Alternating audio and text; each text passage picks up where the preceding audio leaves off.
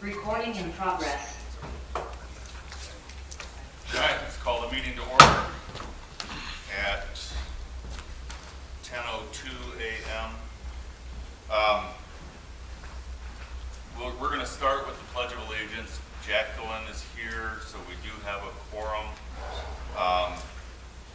And then I'm going to add a couple of things to the agenda as well. First of all, I want to welcome the new board members who will be seated momentarily. For those that didn't hear the results, although I'm sure all of you probably did, Leroy Perrin and Dr. Bob Turek are the new board members, and Roland Lynch was reelected to another term. So welcome to all of you, and congratulations. And we will get started with the Pledge of Allegiance.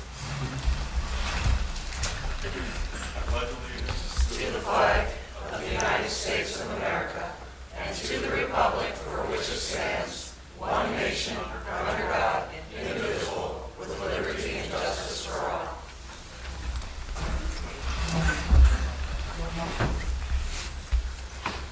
All right. Madam Secretary, would you please do the roll call on the current board? Okay. Will. Here. There. Jacqueline. Here. Kim is excused. Stan Weiner. Here. Roland. Here. Dolores. Here. Mike, obviously, here. And Pam. And then Dan O'Connor, Dan O'Connor is now a member at large, which means a non-voting member who can take part in discussions but cannot make motions, second motions, or vote. All right. I would also ask, just out of courtesy to the board and to the public, that all board members and people in the audience would please silence their cell phones so that we don't have, what you'll hear beeping from me is my insulin pump. So I apologize, but I can't exactly turn that one off. Don't do that. Yeah. Okay, so let's, I'm going to seat the new board members. Leroy, I'm not sure which side they have you on. He's not on. Oh, well, you're not up here. All right, so, got the new ones. Okay, Leroy. And we need a chair for Dr. Turek as well. Dan's on the end, but I don't know if he's coming. Okay, yeah, I don't think Dan is coming, and if he is, he's just going to give a superintendent's report. Okay, so come on up, you two. You are now official members of the Board of Directors, and would you please head into the roll call, Madam Clerk? Okay, Dr. Turek, Press here. you want to be Dr. Turek on the board? If you could. Okay, Dr. Okay. And Leroy Perrin? Here. All right. We do have a quorum. I want to add a couple of items to the agenda, and then I'll open it up if anyone else has any. At the bottom, under new business, after the election of board officers, Roland wants to talk about a bid he got for some tree removal for some trees that are having a few issues. And then I would like to add a public statement from myself after the public comment at the end of the meeting. Are there any other additions to the agenda? Any other additions to the agenda? Hearing and seeing none, all in favor of the agenda as amended, aye. Aye. All opposed, nay. Motion carries. I kind of skipped ahead when I congratulated you two. That was later on in the agenda. So again, congratulations, and look forward to working together to make steps in improving what we do here in the community. All of you who have gotten your board books should have last month's minutes. Are there any changes, addendums, additions? I know you This have- one didn't matter. Okay.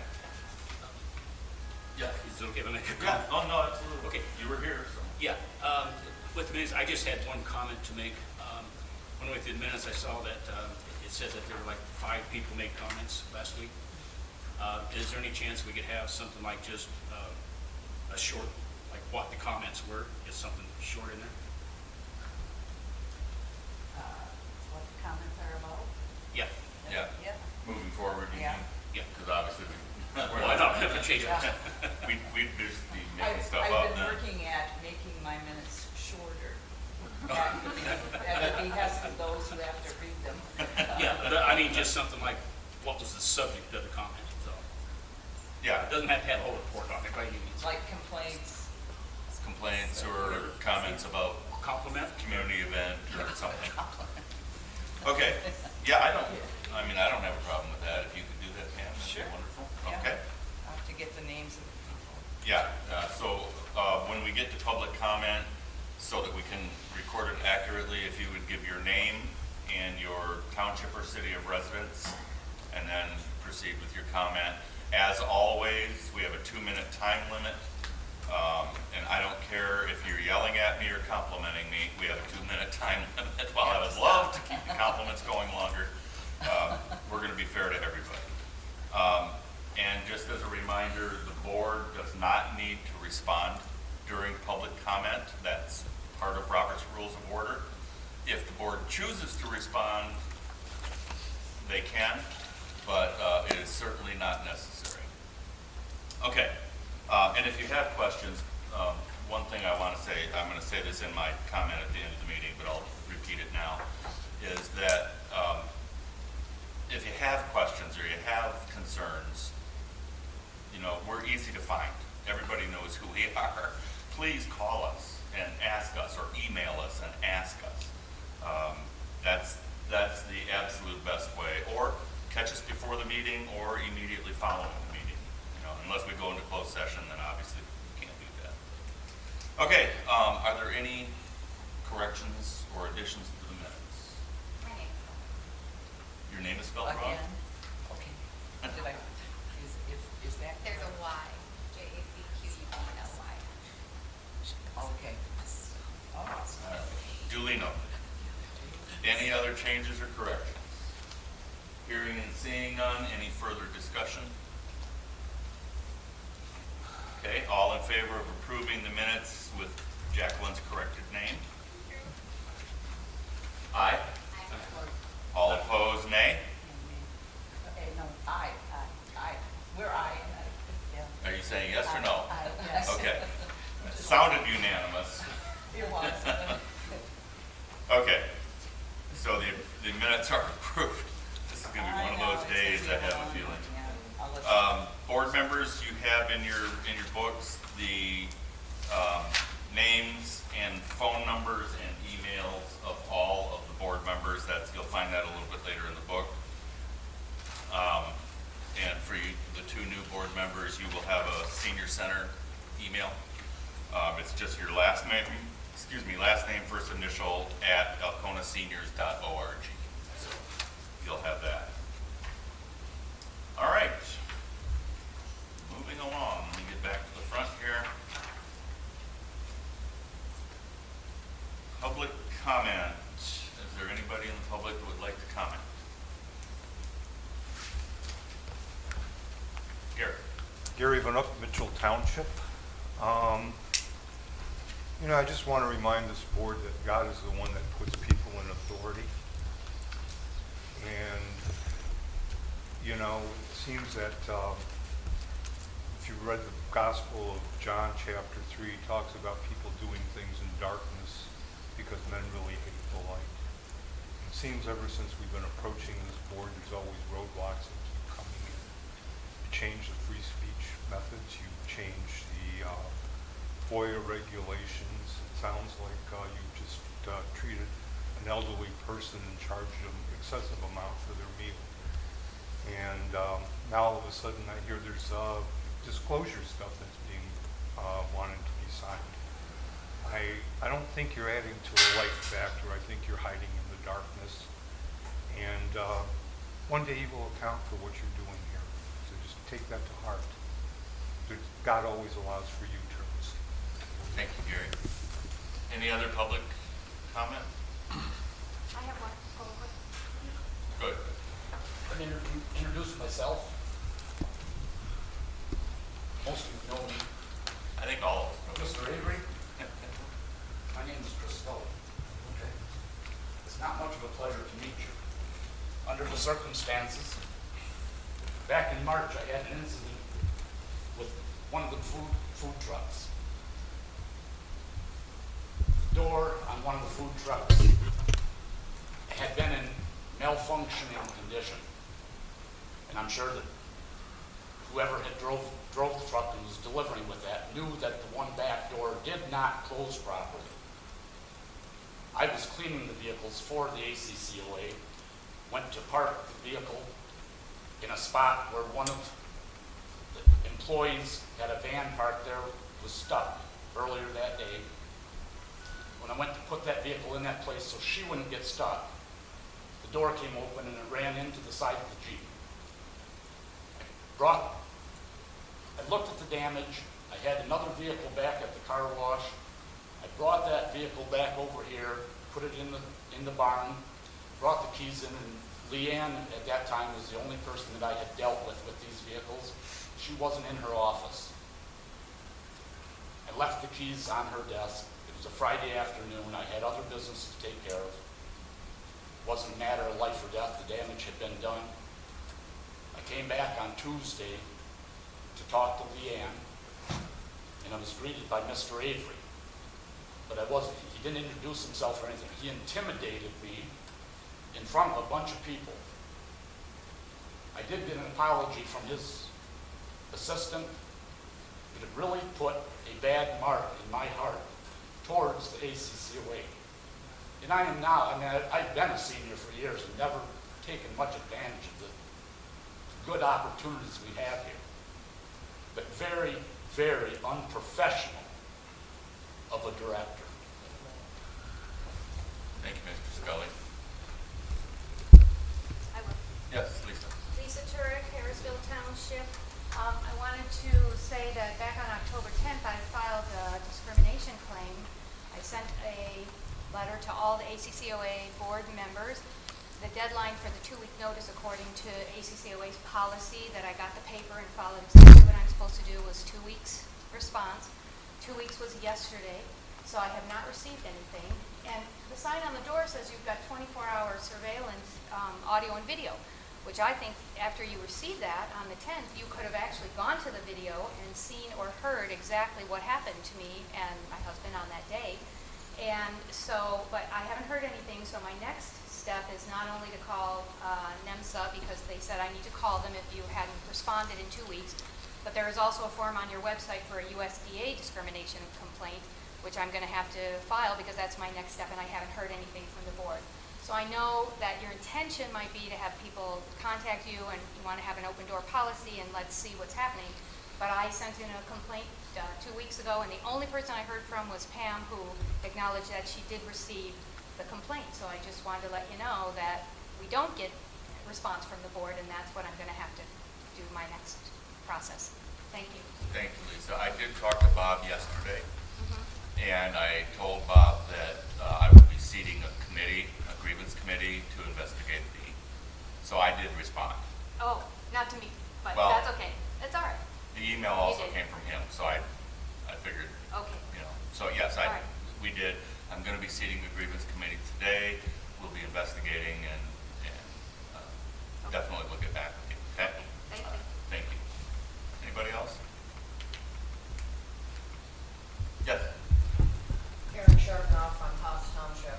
We stood here this morning, all of us, and said, "One nation under God." I'm asking this board to start acting in a godly fashion, do the will of the people. We do not, you've got to know, we do not want these apartments. We want a senior center. So I'm asking you, and this crowd here, we're all going to be praying for you, that you do the right thing. Vote, do what's right for the community. You know, we can vote no on the next senior village if that's what it's going to take to stop these apartments. So vote for don't be afraid of anybody here. Vote what's right. Because you know what? I and all of us are going to stand before the Lord one day to give an account of our actions. So I pray God's blessing upon you. Really appreciate your prayers, but don't point your finger at me. I did it. That's rude.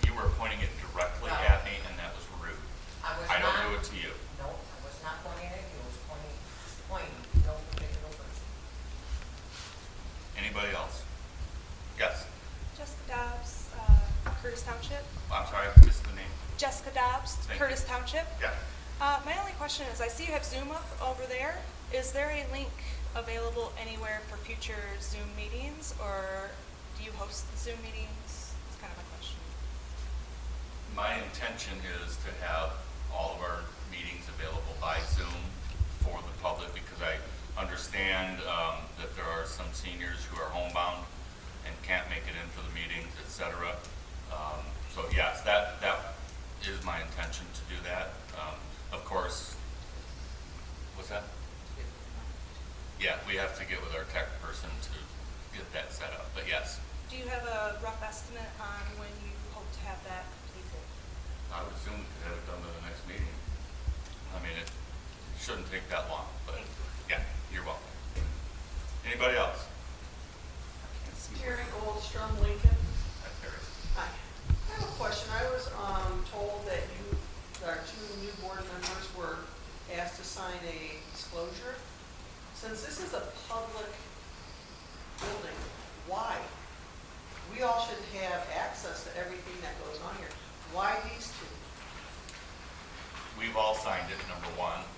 And number two, board members do go into closed session at times, and that is strictly confidential information. That's privileged information.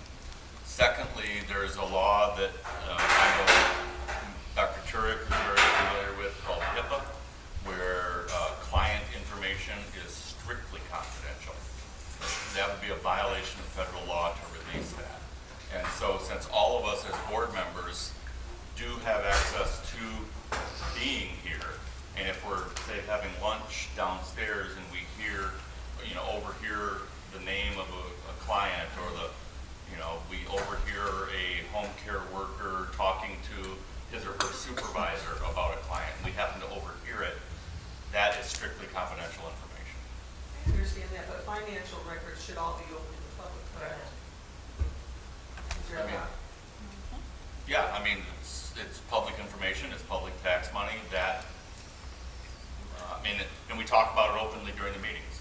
So, anything that's said here, if we say it, it's public, you can repeat it, and we can repeat it as well. So, we are working on a new confidentiality agreement.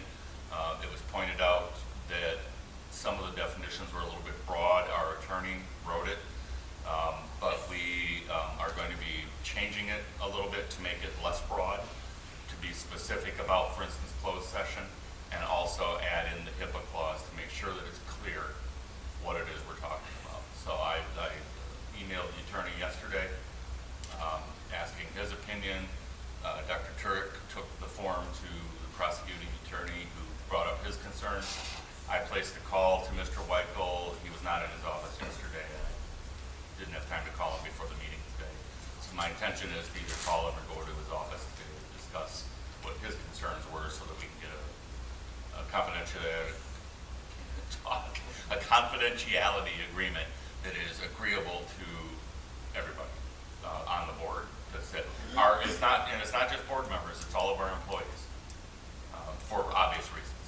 Well, I understand the HIPAA thing completely. I think that's the way it should be. Yeah, and closed session, there's a reason it's a closed session, and so that information can't be disclosed as well. Okay? Thank you. Any others? No. There will be another time at the end of the meeting, like we did last week, for 2-minute comments as well. So if you come up with anything during the meeting, any questions or what have you, again, we will have those just shortly before adjournment. We will offer another time of public comment. Thank you, and thank you all for coming.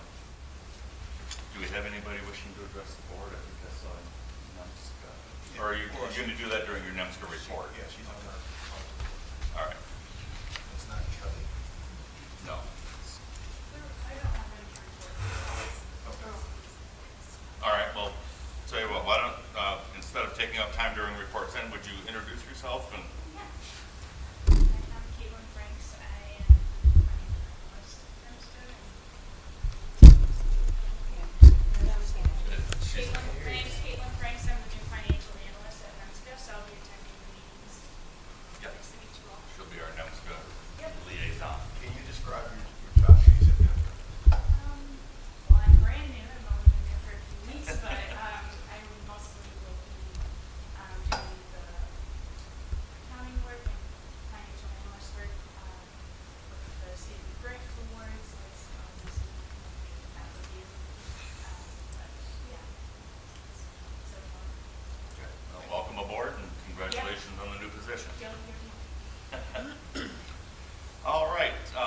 on. We already did the election results and welcome of new members, so let's move on to reports. Commissioners report, Bill. Budget has been the major activity at our end. We have another meeting Wednesday, the following Monday to go over non-general fund. We did get through the general fund. It's not too bad this year, with the help of the American Rescue Funds and department heads and their members watching the budget closely. We come out at a pretty good stand.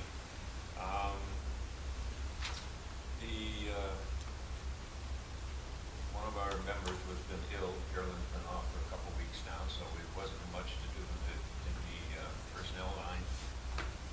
But it's been a big issue.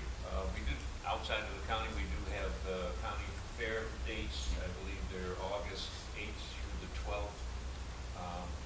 Next year, will be the second week again in August. And we do have the carnival, which Same is the other, that was the big hinge. They had their contract and they've said they're bringing more rides. So now we can work with the singers and so forth. We're looking at having 2 days worth of singing. We're in a negotiation with them. The tribute groups. Okay. I think that's been a popular event. Great, thank you, Bill. And please give our regards and thoughts and prayers to Carolyn and quick recovery from whatever it is she's got. Dan O'Connor, Superintendent Report. I don't think I saw him walk in.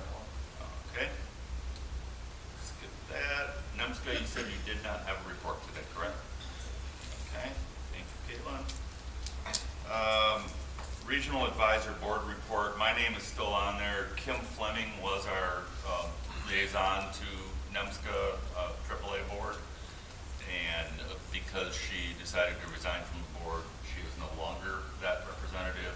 So I will be once again representing the Senior Center on the NEMSCA Regional Advisory Board for Aging.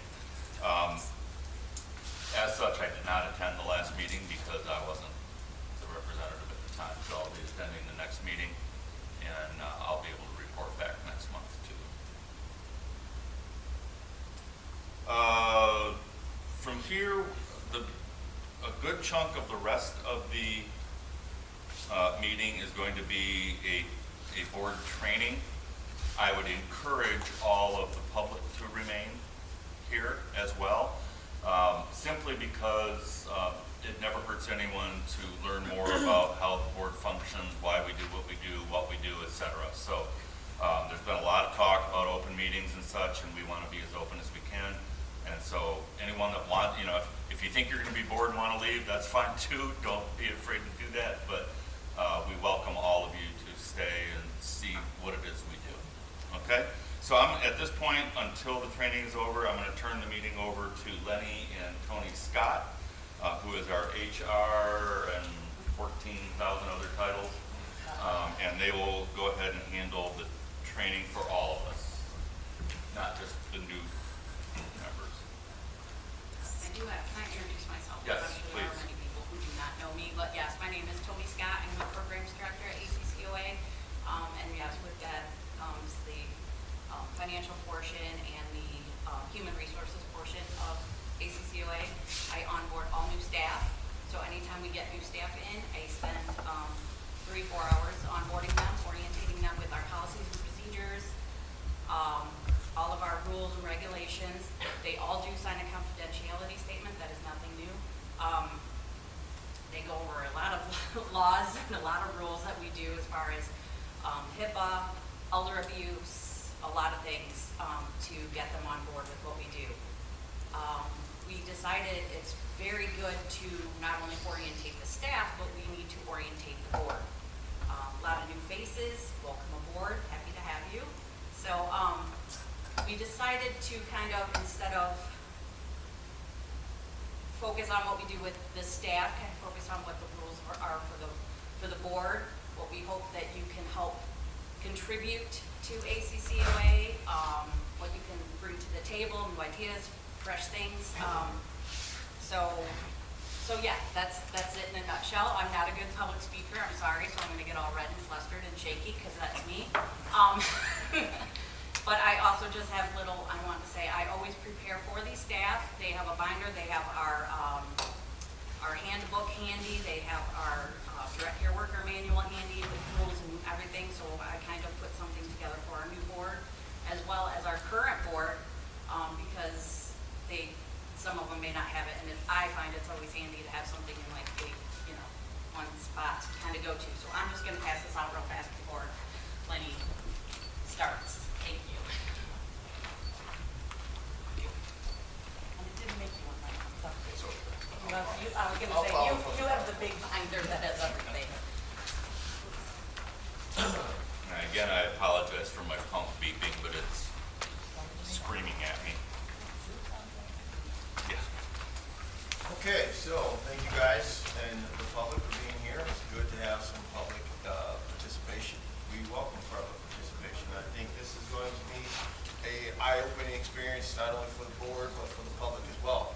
As we join the board, and we got to get the chance to see what we actually are and what we do here at ACCOA.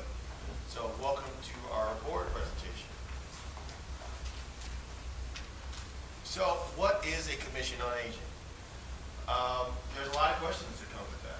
There's a lot of misconception that comes with what a commission on aging is. A commission on aging provides a community focal point for the needs of our older adult population, provide direct care services, meal assistance, plans, events, arrange for classes, and much, much more. These are some of the things, just the small things that we actually do. The Alcona County Commission on Aging is a 501c3 non-for-profit S-corp. A corporation organized for a nonprofit purpose means a nonprofit organization that has been recognized by the IRS as being tax exempt by virtue of its charitable programs. Okay, so we are a 501c3 nonprofit. That makes us a private entity. Next, the Alcona County Commission on Aging is not a government agency. Okay, we facilitate government contracts and services. We partner via a contract with the Alcona County to facilitate senior services on its behalf. We are as a private agency separate from any local body.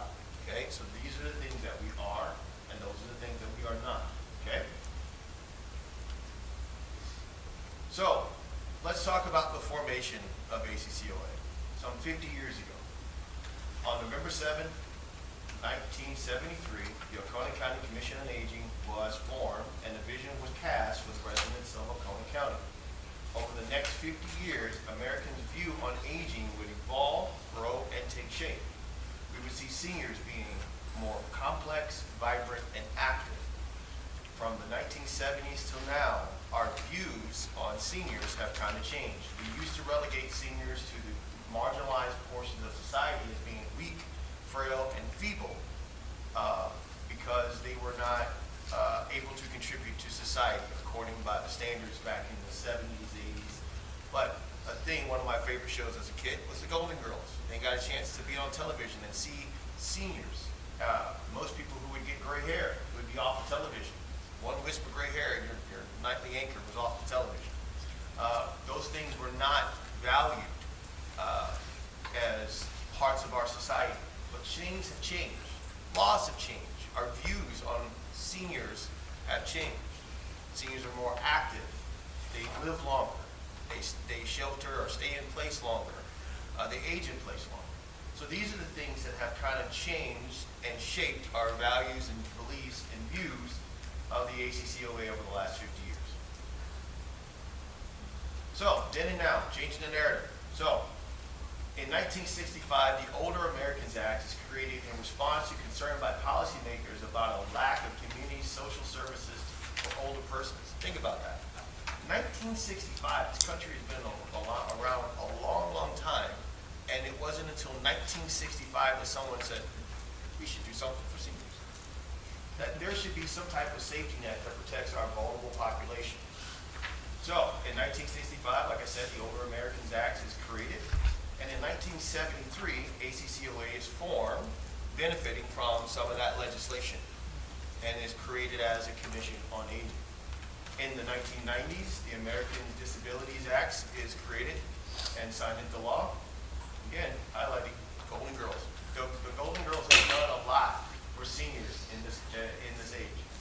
And from 2000 to 2010, population of American ages 65 and older nearly doubles. So we got older from the year 2000 to 2010. Seniors become more racially and ethnically diverse. More seniors are in the workforce, and they're working longer. Seniors are aging in place longer. And now, because we have 50 years of historical data and 50 years of understanding that seniors are more than two-dimensional creatures, that we have education, policies, and resources that have shifted in favor of older Americans. So, let's continue the conversation. So, in 2013, long before I was there, the mission of ACCOA was to coordinate and provide and initiate programs to promote the independence and well-being of mature adults in Alcona County, or within Alcona County. Today, the same mission, ACCOA mission, is to promote the independence, well-being, and dignity to the aging population of Alcona County by coordinating and initiating programs that meet the needs of our community and their families. Because we have now seen that if the caregiver of the senior is not healthy, the senior is not healthy. We have now seen that seniors are taking care of school-age kids because things have become more complex. So that for us to best take care of our seniors, we have to look at all the situations around the senior, from the community environment in which they live, from the environment in which they age, from the type of living situation that they're currently in, what resources are around them, everything, the seniors' ecosystem.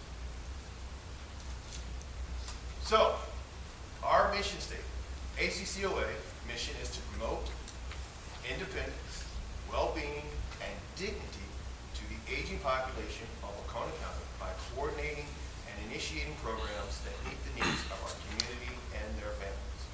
That's our mission statement. Okay? So, what is meeting the needs of our community? How do we meet the needs of our community? So, we do that by understanding, for you, the way that you can understand that is understand our service program and our structures. How does it all work? So, these are some of the terms that you're going to need to know. So we're going to study up here, get it in, write it down. Older Americans Act of 1965, I'm going to go into that in a little bit of detail. You need to know what the Michigan Department of Health and Human Services is.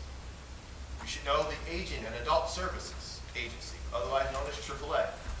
You should know what Northeast Michigan Community Service Agency, or NEMSCA, is. And you need to know what the operational standards are for each of these programs, because every program has their own set of guidelines, rules, eligibility, and focuses that are set forth by the entities that grant or pay for those particular programs. So, let's talk about the Older Americans Act. The Older American Acts, or OAA for short, funds critical services that keep our nation's seniors healthy and independent. Services like meals, job training, senior centers, health promotions, benefits enrollment, caregiver supports, transportation, and more. That's OAA. That's the federal program that funnels the money throughout the United States specifically for older Americans. And it provides these programs, like I said, meals, job training, senior centers, health promotions, benefits, enrollment, caregiver support, transportation, and more. These programs help seniors stay as independent as possible in their homes and communities. In addition, OAA services help seniors avoid hospitalizations, nursing home care, and as a result, save federal and state funds that could be otherwise spent on such other care. So the goal of the OAA is to allow for seniors not to rely on the system. It's to provide that crucial assistance, not a government handout, an assistance that allows you to age in place longer. So you are not in an institution. Because you have a slip and fall in your house doesn't mean your kids need to put you in a nursing home. Maybe you just need some adaptive equipment, like a toilet riser, or a bedside commode, or some other adaptive technology that keeps you in your home. In 2020, a bipartisan, bicameral compromise led to a reauthorization of the Older Americans Act, of the OAA. Funds from the OAA are federal funds, and they come with guidelines, eligibility requirements, accountability, and oversight. I'll say that one more time. OAA funds are federal funds. They come with guidelines, eligibility requirements, accountability, and oversight. Continue on with the OAA, or the Older Americans Act. The intent of the OAA is to promote the dignity of older adults by providing services that enable them to remain independent and engage citizens within their communities. This is straight from the website. Okay? While the program is open to older adults, generally defined as 60 and older, it focuses on offering assistance to persons with the greatest social and economic need. That is the criteria. They want to prioritize seniors who are in the greatest social and economic need. Meaning that if you may qualify as a senior, but if you don't need the services, they don't want you to take the services away from someone who does.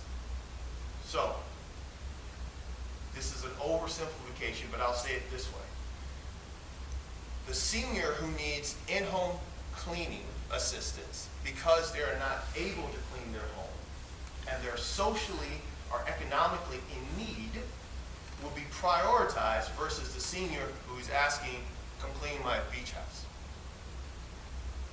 The senior who may be socially and economically in need of food because they score higher on, say, a NAPIS or our internal scoring system, will be prioritized versus someone who does not qualify or does not need the service.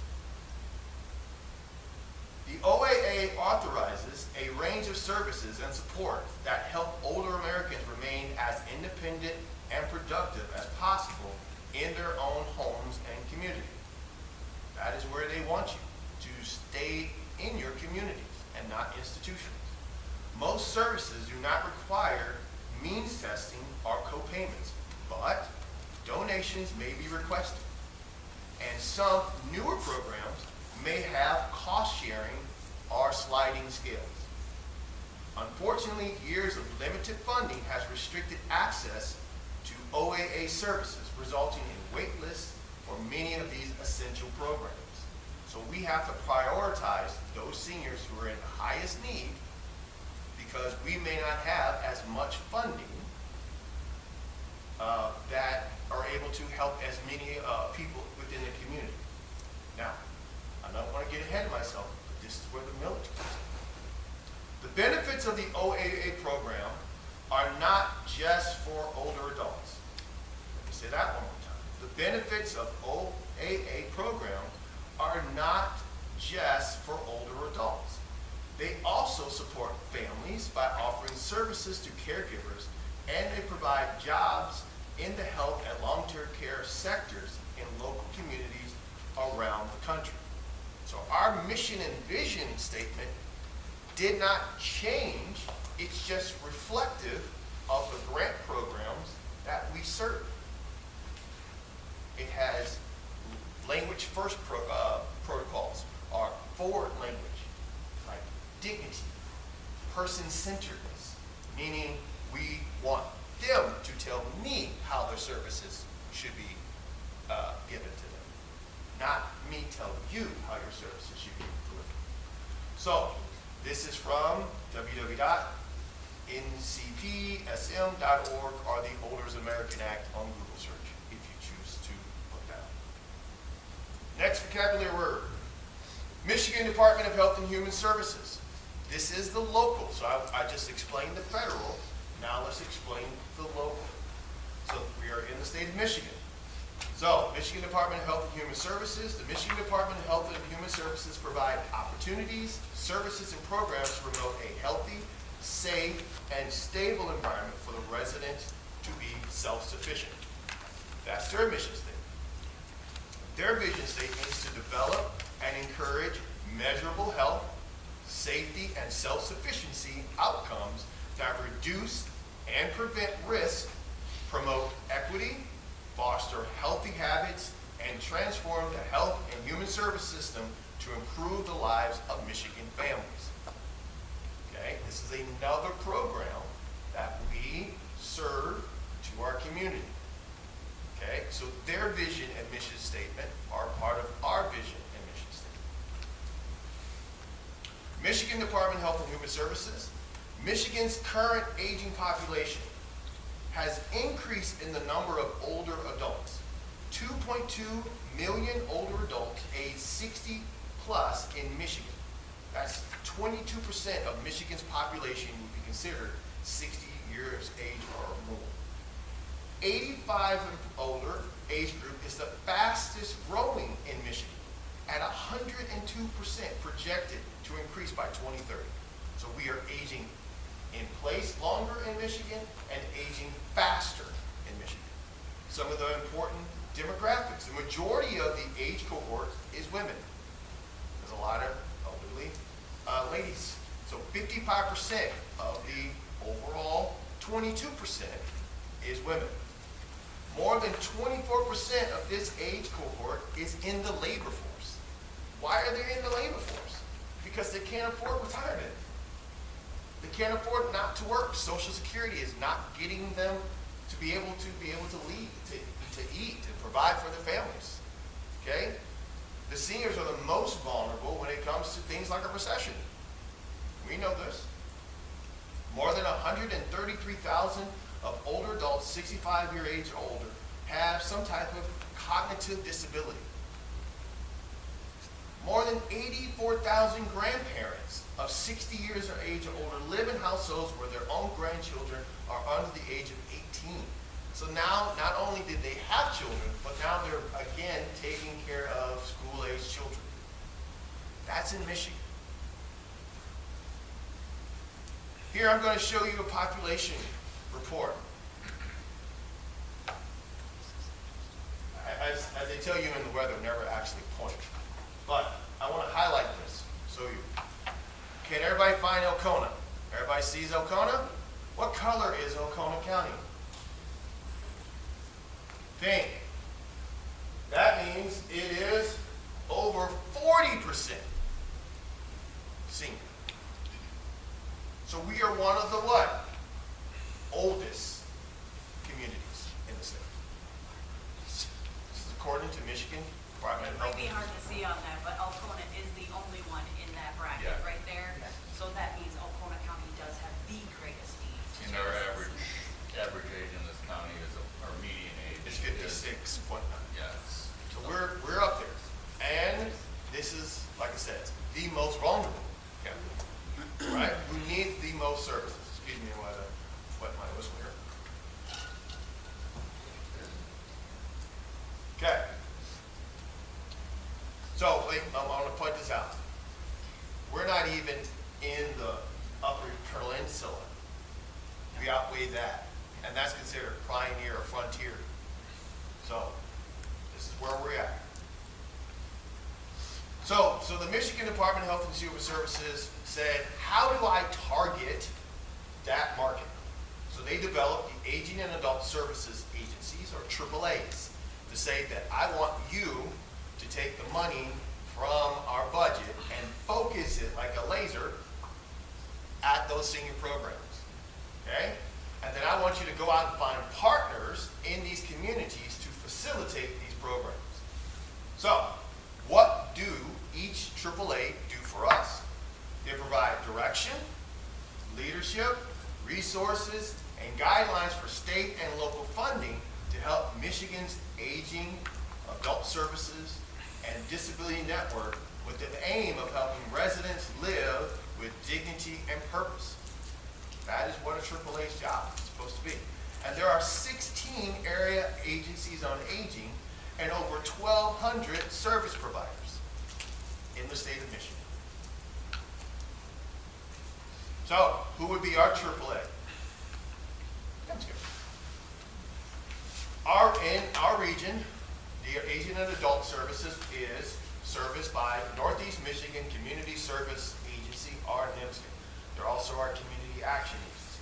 So they get the state money and partner with OAA, and they funnel that to each individual county commission on agings or community partners. And they, with us, help with the governance and guidelines that go into each individual program. So then we're not just making this stuff as we go. We have OAA guidelines, MDHS guidelines. Now we get AAA guidelines. There's a lot of bureaucracy layers.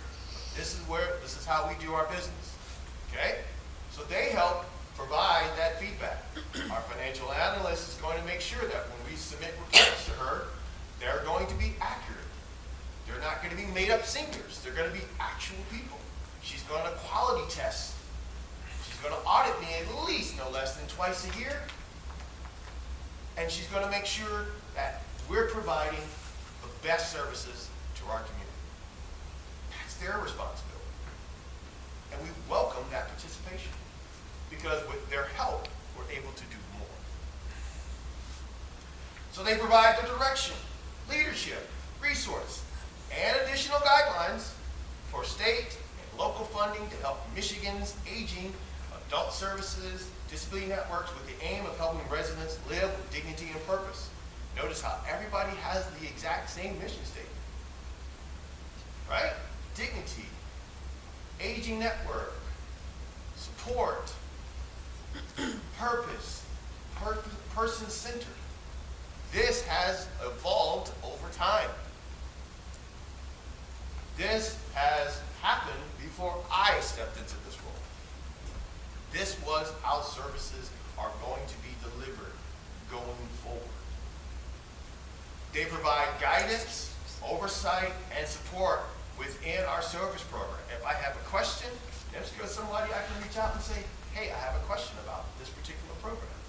How do we facilitate this? How do we get more seniors in our kinship program? How do I create a confident caregiver program, a support group of seniors who are taking care of kids that may need to meet and talk and vent and frustrate and say how hard it is that I'm 65 and I got to keep up with a 3-year-old. Somebody help me. They say, hey, here's some paperwork.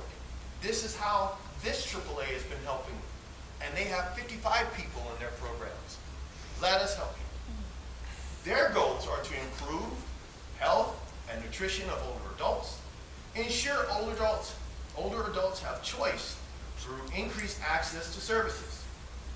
Their goals are to promote elderly rights, quality of life, and economic security. Their goal is to improve effectiveness, efficiency, and the quality of services. So yeah, if you have a grievance, we want you to pass it out.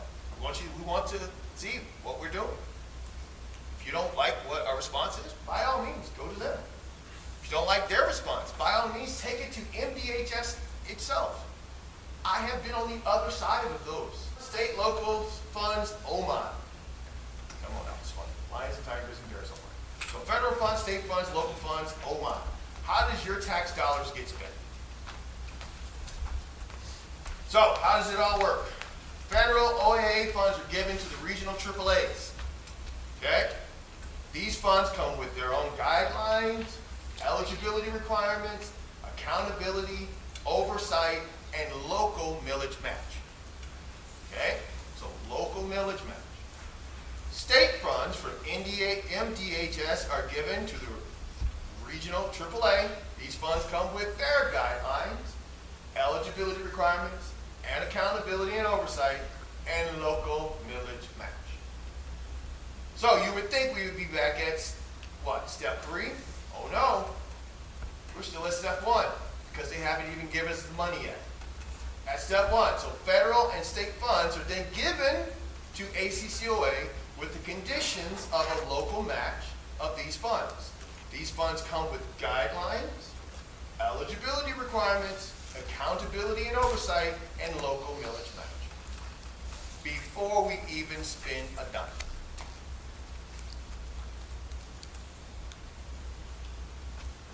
So, what is the required cash match? So, ACCOA is afforded the honor of partnering with the Alcona County residents as well as the Board of Commissioners to facilitate a millage to be spent on senior services. The millage taxes everyone, not just seniors, everyone. On property, everyone gets taxed, regardless if you're 60 years of age. So people get taxed who may never use our services. So these services follow the guidelines set forth by the contract between ACCOA and the county. So the county has a contract with ACCOA that has its own guidelines, accountability, oversight, and audit processes, like every other portion above the rung of how we get to spend taxpayers' money. So I did an inverted triangle so you can kind of see. Federal and state dollars coming down, passing down rules, oversight. Coming and meeting and mixing in with local funds, coming in with guidelines and oversight. And now we have this little narrow focus of how we are allowed to spend millage dollars. This determines how our millage funds are being allocated.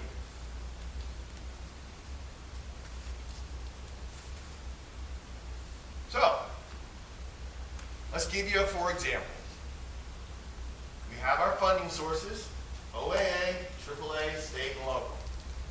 Older Americans Act, Aging and Adult Services, Michigan Department of Health and Human Services, local millage. Everybody got that? I know I just kind of gave you an acronym there. Okay? But those are those pots. So let's say we have home delivered meals, and that home delivered meal programs are where we take meals that we prepare in the kitchen and bring to the senior's house so that they can age in place, they can age on their terms, and they can stay in their home longer without having going to an institution. A vital, crucial program. The county of Alcona County is 425 square miles. We put a lot of miles on a lot of trucks and a lot of gas and a lot of tanks to make sure that these seniors are getting these meals. So the federal government says we're going to give you $75,000. That's not going to happen, right? We know that. You know, they never give us that. But they say we're going to give $75,000. Your cash match is 10%, Lenny. So 10% of the millage dollars got to go there. Now this is a gross oversimplification because I didn't want to get into extra zeros and have to pronounce hundreds of thousands of dollars. So this is a gross oversimplification to help you understand. $75,000 is federal. Required 10% match, $75,000. The state, MDHS, says, Lenny, we're going to give you $25,000 to match with the federal dollars. Wait a second, why did the feds give us more than the state? It always happens that way. The state does not match dollar to dollar on what the feds give us. Okay? So the state gives us 25, and they say, Lenny, you also have to make, or ACCOA, you also have to match it 10%. So that's $2,500. So the program income, if you add all of this together, is $110,000 that we get to spend for the entire fiscal year, which may only equate to 300 meals or 3,000 meals. Now, you may say, well, that's a lot. I don't know. People normally eat 3 squares a day. So one senior eating 3 squares a day is 21 meals for the week. 21 meals times 4 is roughly about 84. Times an entire calendar year, that's close to 800. One client.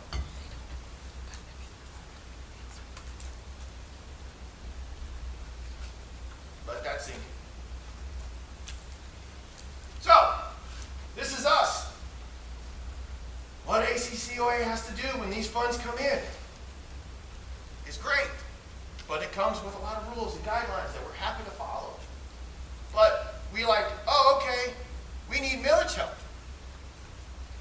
And it's very disconcerting where that's the first place people go. We're going to touch that. Doesn't hurt us, it hurts the seniors who require services. So, how does it look, Tony? This is my creation, and it's a mess, and I actually thought about scrapping it because it is a mess, but then I thought, you know what, it's a good visual, because, I can't really see very well, but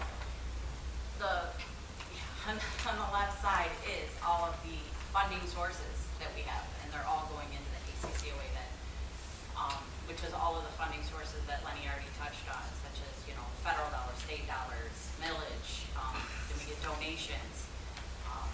And I'm sure all of you probably know, we do not require any type of payment for our services from our seniors at all. We don't solicit any type of money from our seniors. However, if they choose to donate, and we are greatly appreciative of every single dollar we get, if they choose to donate, say the client gets home delivered meals, they give us $10 for that month, that $10 goes in the home delivered meal program. There is no crossing, we don't put that in our food bank of Lincoln money, you know what I mean? So whatever services that particular client gets, if they get several, we have many clients that get homemaking, personal care, and meals. If they send in a check and it is designated what it goes to that. If not, we separate it into all three pots. So we have those funds, and those, like I said, go into that particular department. We also have donations that come from not clients, could just be members of the community, churches, whoever, that send us donations that goes into our general fund that we can spend it how we see fit. We usually pick a department that has the biggest expenses and the biggest need, which is obviously our two biggest programs, home delivered meals and in-home services. Those are by far the greatest expense. They have the greatest amount of staff and overwhelming, I mean, you can imagine the overhead of everything of, it's very costly for food, and the cost continues to go up, truck maintenance, gas, fuel, everything, very expensive. So that's where those funds kind of get plopped into. And then you can see that the right side is a list of all of our programs at the bottom there, and the top row is millage money, federal dollars, donations from clients. And we have grants, which is miscellaneous grants that Lenny writes grants for certain things that could go to particular programs, such as the fitness grant that bought the fitness equipment. Obviously, that is a specific grant for a specific purpose. Therefore, all of the money went from that grant went to the fitness program. Other grants are a little more vague. They kind of whatever stipulations they have. I don't know. That's Lenny and his grant writing. I don't really have a whole lot to do with that other than placing the money in the proper bucket. There's also the last one. What do I have on my last one? You got fundraising. Fundraising, that's another one. This one is, and I am addressing all of board members at this time. Fundraising is a function of the board. However, and I will stress that, we do not have a whole lot of fundraising going on. And actually, I'm not really picking on the board because it's the staff, it's myself included, it's time, it's very time constraining to create some sort of fundraising. I do have in the board book, though, I've got a November fundraiser going for a bake sale, if anyone's interested. The funds will go to our home delivered meal program. But that is one thing that we really need to get on top of, because that's another way of bringing in money, whether it goes to a particular program or not, or just ACCOA as a whole. You know, it's great to have fundraisers that we don't have. We don't ask the public for much, and this is a thing Lenny and I have had many conversations on. It's hard because we do know that the public pays millage, and we thank you for that millage. And it's hard to then come back out at you with a tin cup asking for more money. And the fact that a lot of the people in the community are our clients. So again, we don't want to put any more hardship on our clients who are already struggling and saying, hey, you want to pitch in some money for our fundraiser? So it's hard, and we understand that Alcona County is not swimming in wealth, so it's hard. But I hope with this new board that maybe we can have some ideas, come at it with something fun. I don't know, but I had to throw that in there. Sorry, I got off track. But you can see my lines go from millage goes into every single one of those programs. Then we have the fundraising can go into every single one of those programs. Those are little arrows going into all of the pots of what we do. So it's not just this program is funded by the NEMSCA money, and this program is funded by donations, or it's everything. It's very much all inclusive. We have general ledger codes in the hundreds. We have numbers for, and I am no CPA, so let me tell you, but we have codes for every department, and then in that department, we've got hundreds of codes that are broken down, and so every single penny spent is allocated to a particular program. We have our NEMT program that is not funded by any type of grants or anything unless we get a grant for vehicles and things like that, but yes, that program is a fee for service. We do have like a sliding fee based on income and seniors and things like that, so we try to make it so that these people can go to their dialysis appointments and not have to worry about paying for that transportation. Just to clarify, NEMT is non-emergency medical transportation. Yes, thank you. Since we don't have a transportation commission in Alcona County. Yes, and that program is growing hugely, and much to the success of our coordinator and our team that goes out and fill all these long drives and things. So yeah, that's my visual aid on the chaos and the stuff that we are held accountable for. The program managers have to not only manage their people and their department and order food and make schedules and contact clients and go out on assessments, they also have to be cognitive of their budget and to try to stay within the limits of what we have and to prioritize clients, as Lenny touched on. We don't like to tell anybody no. We don't like to put anybody on a wait list. We do not like to turn anybody away for whatever reason, because if they are reaching out to us, that tells us they need us. We don't want to judge. We do not judge. And we don't want to say, you know what? You kind of drive a fancy car. I'm not going to go in and clean your home. That's not on us. So usually the only time people get waitlisted is if we are short-staffed or in between staff or have to create a schedule for somebody, and it's like, okay, give us a couple weeks, we'll get on. As far as meals go, there's never a wait list. You need a meal, we're there the next day with a meal. So yeah, that's where all the millage money catches in. Sorry, I'm a little long-winded. Thank you, Tony. Appreciate that. So, let's talk audits galore. Who watches over our funds? Who watches over your funds?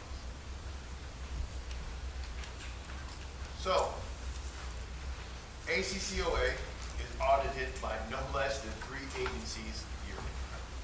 No less. Sometimes more, but at minimum at least 3, because federal, state, and what? So, OAA audits. That is the purview of our AAA, which is NEMSCA.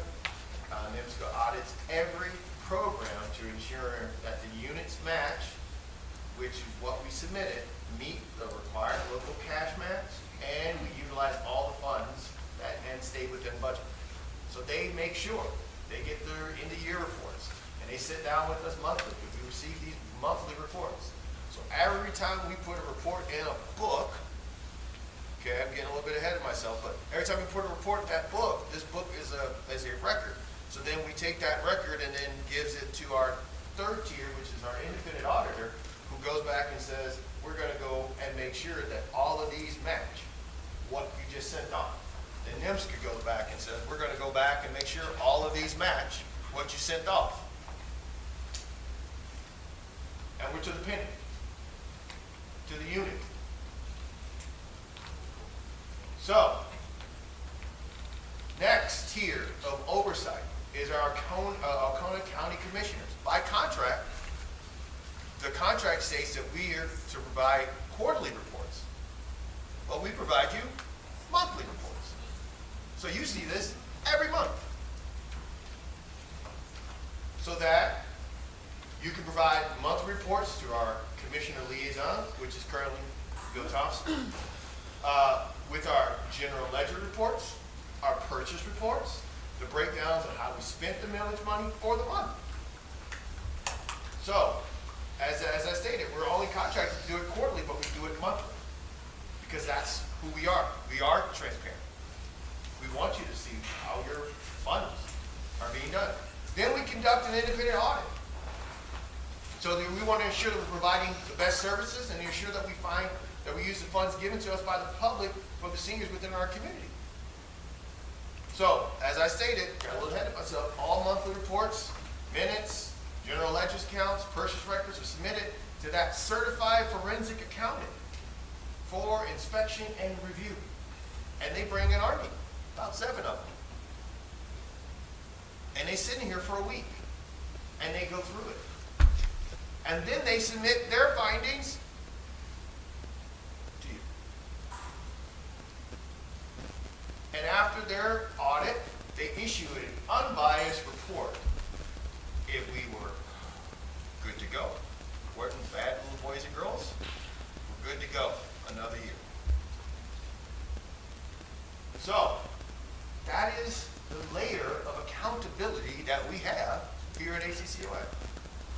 And I do want to say, the audits that we go through, and I've only been through the last few, when I started here, and I'm sure she can attest if you've done any audits yet, or you will, they always send back pages of things that they either found wrong, or that they have questions on, and it's just, a lot of times it's human oversight. Maybe you didn't give them a policy or procedure, because all of our policies and procedures have to be stored and kept with NEMSCA. So, when I started here in 2020, I was coming at the tail end of an audit, and it was pages long of things that needed to be addressed, whether they were wrong or not, but things that were, I don't even know, just there. That they had questions on. The previous. And yes, and this was not under Lenny. So then they give you a corrective action, and you have to fill it out. You have to say how you're going to address it. And you have to fix it before they close it out. So it can be a very long process. And this happens, like he said, we get several audits from them. Financial ones, we get home delivered meal ones, the kitchen congregate, and then we get our in-home service one. And since then, I have seen steadily every year get better and better, much to the great staff that we have had. And I'm sorry, I'm going to pat myself on the back on this one too, because I've helped with many of these audits. And Lenny also has made sure that we are on top of it, doing things correctly. Because nobody wants, everybody strives for that perfect audit. And I will say this last one was pretty much perfect. There's the general one and the in-home service one, and the in-home service, I think there was a missing signature in a file. That was it. That was an easy fix. And the general one, which consists of all like the financials and the policies and procedures, making sure everybody has their background checks, because they do check that, everything, that was perfect. There was absolutely nothing wrong with that. So we've gotten better over the years. We've learned. We reach out to NEMSCA. I will tell you, Kelly Robinette is a great person. I'm throwing kudos to her because she has been my savior. So we question all the time, because I'm not perfect. I don't know everything. Lenny's not perfect. He doesn't know everything. The board is not perfect and doesn't know everything, but it's a learning process, and we're proving on paper that we're getting better every year. Yep. And that is a huge sentiment to the staff at ACCOA and the time that they put in. And that came with the evolution of technology. We've got computers, our accountability has gotten, programs, and streamlining people into these programs, having responsibilities for one person, not having 4 or 5 different hats. So we've really changed the way we've done it, and actually became, instead of the redheaded stepchild, to the leaders in our group of this is how we should do it. So, yes, kudos for our staff. You guys have rocked it. And I know people don't know how hard you guys work.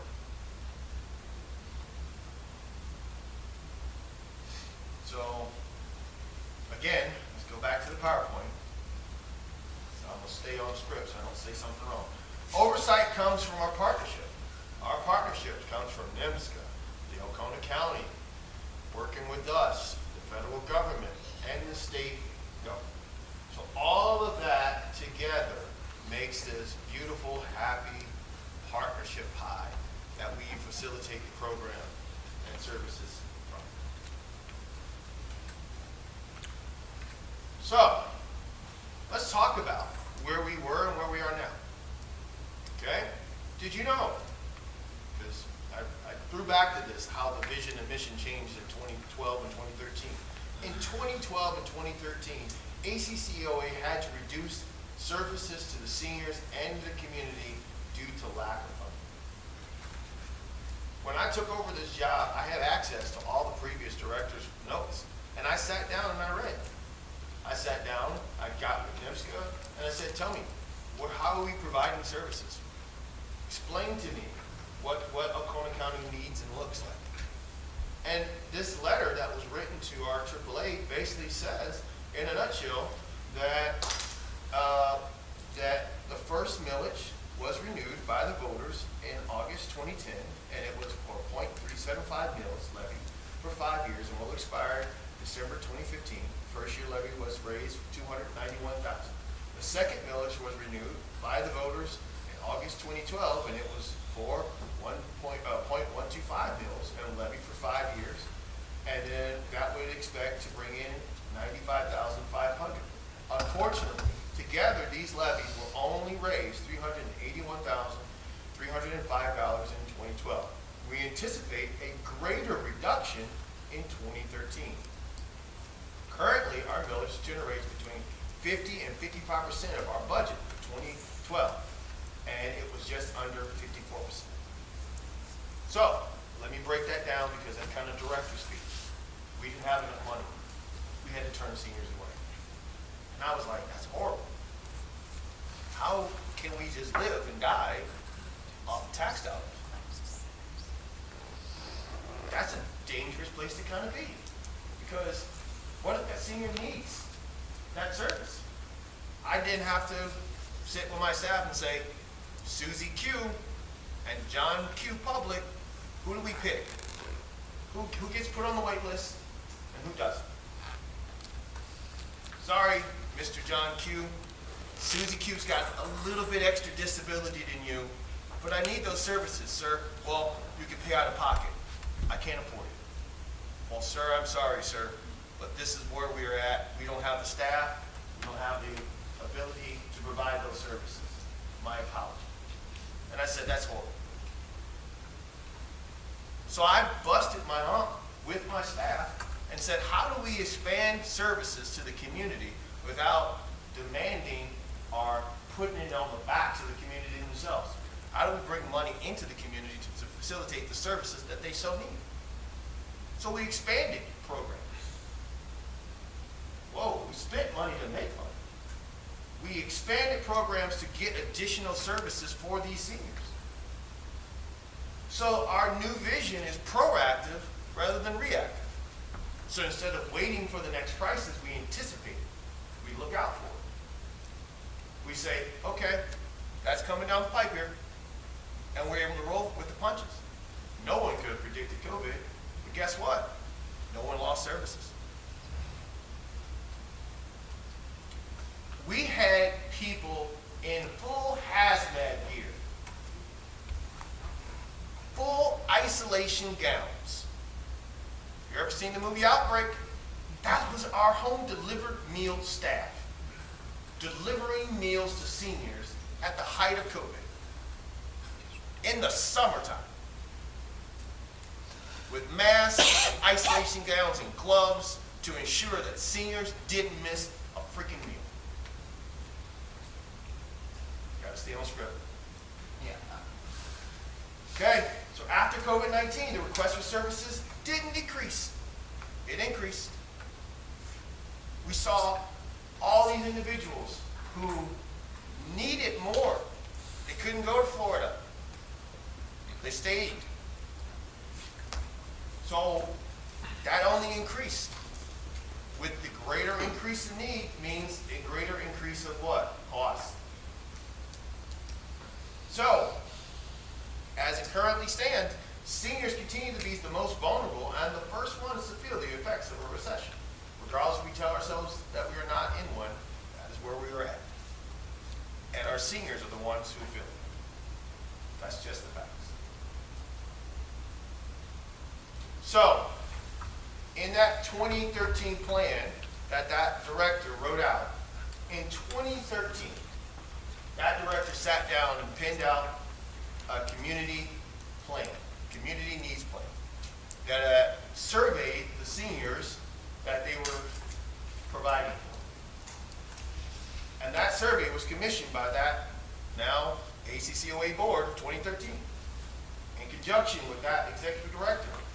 And they conducted that needs assessment of Alcona County seniors in conjunction with their region AAA partners. So they used the reports that they got from NIMSCA, and they found the following as major priorities to Alcona seniors. Number one, homemaking services. Helping me in my house to be able to keep it clean. Personal care services. Helping me take a bath or go to the bathroom, give me dignity. Caregiver respite. Hey, my daughter's been my primary caregiver. Can you give her 2 hours so she can get a mental health break? In-home medical care. We don't have a minute clinic. Medical care, meaning doctors and specialists that are not in Petoskey or Ann Arbor. Prescription drugs. Like, hey, this pharmacy may not be in conjunction with my HMO or might not work with my insurance. Social needs. I love to be able to come in here and socialize, but I can't get my wheelchair up the stairs. Visitation. Can somebody actually see me? Hang out with me? Hospice. When I'm dying, can somebody hold my hand? Financial management. Can you help me with my bills? Seniors live in a different generation. Yeah? Kids today wouldn't understand that sometimes one particular person in the household paid all the bills. They handled all the checkbooks. And if that person dies, so too does that knowledge. And now that senior who has never been in that situation before has to now pick up the pieces and live. Housing issues. Leave that one alone. Home maintenance. Fix my house. Help me fix my house so I don't get kicked out of my house. Heating. I live in a camp and we have a wood burning stove, but I can't get wood cut to burn it. Functional help and training. Hey, I would love to go back to work, but I don't have it. Pain management. Emotional needs. Can somebody just call me and see how I do? That's a service that we provide. It's called friendly reassurance. We call single seniors with no one in their family, sometimes daily, to say, how are you doing? At no cost to them.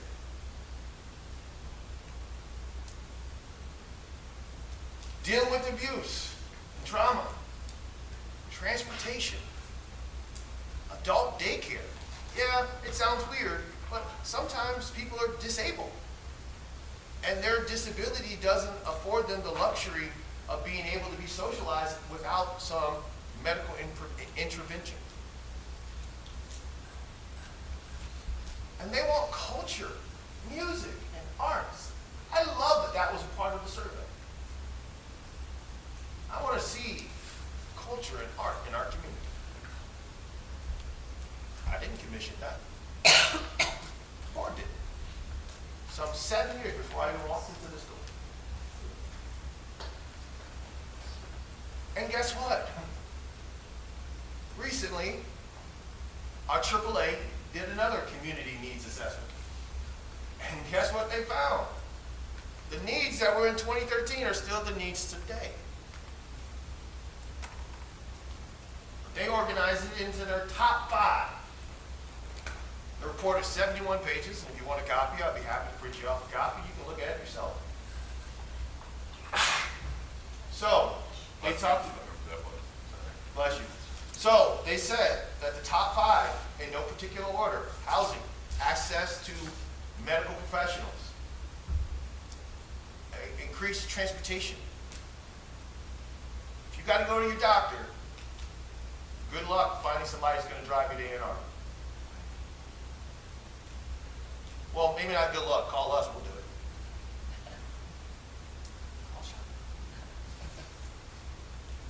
it. They showed that of our community, over 2,000 households, we only got 5,000 in our community, 2,000 households are in poverty. That's a pretty sizable chunk. Half of 5,000 would be 2,500. So over 40% of our county households are considered in poverty. So, their community needs assessment, which sits on the OAA federal and state, and they find these numbers by how they allocate the resources to individual counties, found that this indicates our community members and families see a pressing need in the following domain: health, services, housing and income, and financial security. Northern Michigan may boast of having multi-million-dollar beachside vacation homes, quaint downtown shops and festivals, beautiful beaches and harbors, but on the outskirts, hiding in the cracks of that image, are residents who are struggling to get food on the table and make a living wage. Generational poverty is prevalent in our service area. Thus, quote, Northeast Michigan Community Service Agency.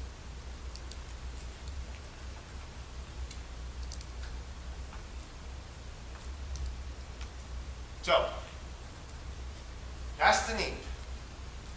Those are the services. This is what we do. This is what we're specialized at. This is what the staff is good at. This is what we're asking your help with as board members. So, ACCOA board rules and responsibilities, setting the course, not sailing the ship. So, there we go.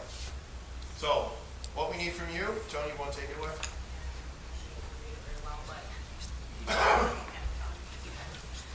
So, I don't, so yes, as board members, obviously you are volunteers, not paid staff. So there's basic rules and requirements of a board, and these are general. These are not ACCOA specific. This is kind of following all the board rules and agenda out there. But number one is the board of directors exists to make sure the organization fulfills its mission. You're all here because you probably support ACCOA and want to see good things for the seniors, and so you got to support the mission.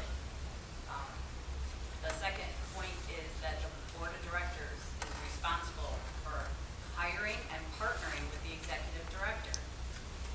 You've got to work together as partners in the public. It's just what we do. We all work together as a team. Do we always agree?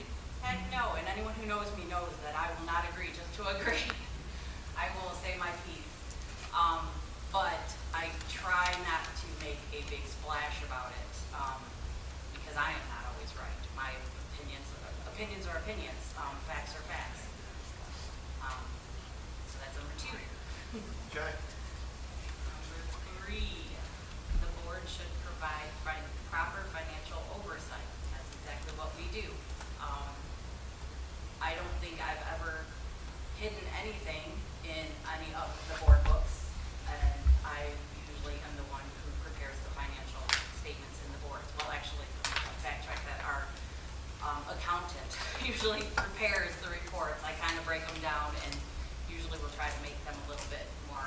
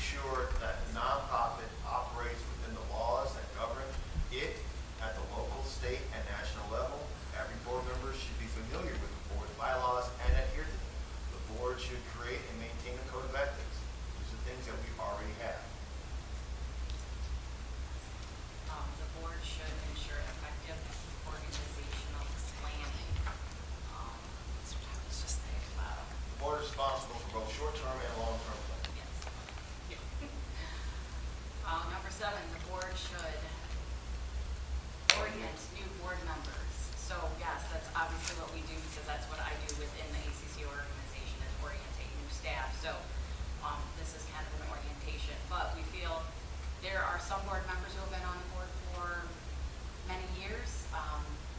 You have an old gentleman who used to be president. We have a current president. I'm just kidding. So, ask of your fellow board members, how to, I'm sure that some of you have served on many boards before, so you know Robert's rules and all that stuff. So it's always good to have a board, like a board buddy or something. 8, the board should enhance the organization's public standing. I'm big on this, and I preach this to new staff when they come on board. One thing that we are really big on is the confidentiality and the HIPAA, and also our staff and the board is an extension of ACCOA. Mockery of ACCOA or putting ACCOA down in the services is, I'm just going to say it, that's ugly.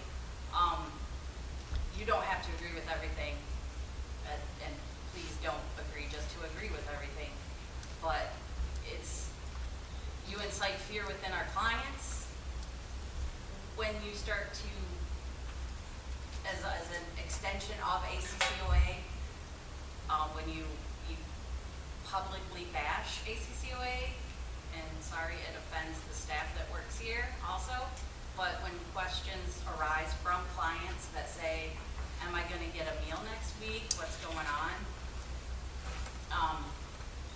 It really hurts me. It hurts me in the soul. So, please, conduct yourselves well in the public, please. That is just my spin on that. Number 8 is there. Sorry, I am very emotional about that I know, one. and we're trying because it sucks because people don't know how hard we work. And it's easy to throw a stone from the outside. And I'm so happy that we have a full board that now you will see behind the curtain, behind the veil of how hard we work for our community, how hard we work for our seniors, how hard those people downstairs work for our seniors, how they're out, rain or snow, providing for our seniors. 5 o'clock in the morning in the snow delivering meals. They're doing it. All right. Some kind of way they got out of, I got out of order. Yeah, number 4. So why was that number 4? I don't know. We should have put it in there because I highlighted it. But number 4, the board should ensure adequate resources. I think this was number 10. Yeah, so board members should want the organization to succeed, and they should be willing to help raise money to ensure the organization has the resources it needs to be successful. Some 501c3s require their board members to actually participate and donate. We don't. Well, we just saying that when you are out in the community helping us raise money is a good thing because it helps us provide additional services for the community. And time is also money. We have a few board members who regularly step up. Exactly. And I And we thank you tell for them that. all the time how much I appreciate them because volunteers for the food bank, they were out in the cold. Was it snowing, raining? All To that pop good up, I appreciate that. That is huge. Just showing up, like really. Taking over showing TFAP. up. You It know, is huge. that's the TFAP. That's a big program that our seniors rely on. It's an additional food program a month, on top of the food programs that we already offer. Yeah. And you're getting what, 100, 125 cars? We're getting probably 175 families. That's huge. That's crazy to think about And this. that's been going on for 30 years already, or more. So, I mean, it's not like you cannot find the need. It's just you're just not willing to see it or just not cognizant of it. And that's either a blessing or a curse. Because if you're blessed to not be able to see it, you're blessed. But if you're cursed to see it, your heart breaks when you do. I will say that the board, as it was before you two were added, because obviously you weren't board members, so you couldn't volunteer as board members. table has been to pop-up pantry to volunteer. I know some of us, myself included, got hypothermia. You know, I was literally almost taken to the hospital from sitting out there putting food in people's cars. So we do work hard. We work very hard, and I would expect that all of us would continue to do that. And I know the hearts of the two new board members. You know, I've known Leroy now for quite a few years, like 10 years at least, and I've known Dr. Turek for pretty close to that, I think.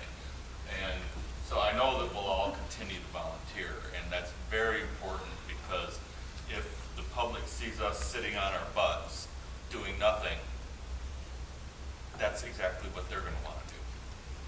And we can't function as an organization, as an agency, as a board, if we're not all chipping in some way. Now, not everyone can stand out there. You know, you've got an active chiropractic practice. You can't just take a whole day necessarily to come and do stuff like that. But we can all volunteer in some way or another to do things. And it's very important, I think, that we all get involved. Some can get involved more than others. Some are retired, some are working. But I think, and like, I think as you, Tony, said, time is money. By us giving our time, not just at board meetings, but actually helping the people that we're here to serve, that's golden, that's money. And that's very helpful. It's fewer people that we have to pay, et cetera, et cetera. So, You want me to do 9 and 10? Yeah. Okay, so the board, number 9, the board should determine and monitor and strengthen the organization, programs, and services. The way you strengthen the organization, programs, and services is first learn the organization's programs and services. You know, the board should work with the executive director to make sure that each program is successful. The ultimate goal. A failure of a program is not the failure of the executive director, it's the failure of ACCOA. So that should be the logic behind this. I am now sitting in a sacred calling to help my seniors in this community. Having them or having ACCOA fail is not one person's failure, it's the agency's failure.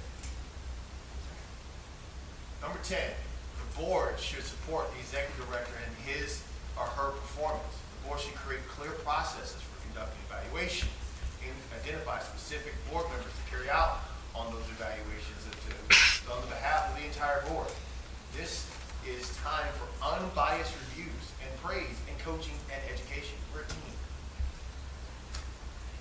ACCOA and board members, as an ACCOA board member, you have an obligation to this organization, because this organization is an organism. You will be held to a high standard, and we ask that you follow the code of conduct and the rules of confidentiality. That's the part. That's the regulations that you have signed up for, is to welcome to layers of bureaucracy, but welcome to seeing someone's life changed by something that you are a part of. So, that is the orientation as we presented. And welcome to the team, Dr. Turk and Pastor, Clerk, Mr. Leroy, Mr. Parent, however you want to be addressed, but welcome to the team, and we look forward to this relationship, because, like I said, it is a calling to help the community as large, and I think that this is a good opportunity. I will say next week, or next meeting, NIMSCO will be doing a presentation, because they feel that this is important as well. They'll be doing a presentation about bridges out of poverty. We hope that you all show up, because it's very important. Because they feel that this education process of the new board, you need to see the conditions of individuals that you are now sitting in service over. So the next meeting. Next meeting. And I have sat through, when I was with Catholic Human Services doing my job there, I sat through the Bridges Out of Poverty training. It is very valuable. I'm actually looking forward to sitting through it again, just to kind of refresh my memory. So thank you, Lenny and Tony, for your orientation. It was a good reminder for those of us who've been up here for a while, and good information for those who are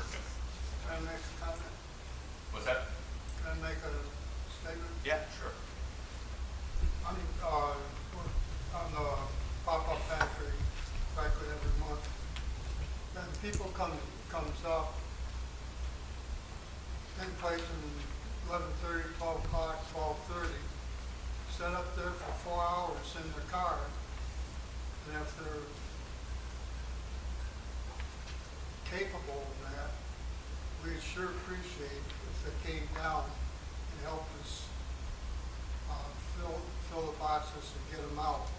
They go back up to the cars, and when we're ready to send them through, they'd be the first ones, because they're the first ones there practically every month to pick up the boxes. And instead of sitting up there doing nothing, appreciate if they came down and helped us a little bit.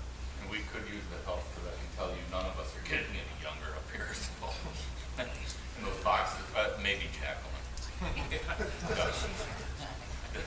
And the boxes are quite heavy. Some months, when we have milk especially, the boxes can be quite heavy, so. For all the board members, in the front of your booklet that Tony put together is the code of conduct, so I would ask that you would take the time to read through that at your leisure. And then sign it and return it, please. We already did it. Every year we should sign it, just a renewal of our agreement. If there's any questions on that, certainly call myself or Lenny or whoever, and we can talk you through it. Okay, moving on in the agenda, we have, you all have the reports for in-home services. They're not going to come up. So if there are any questions on any of the reports from the board, you can answer.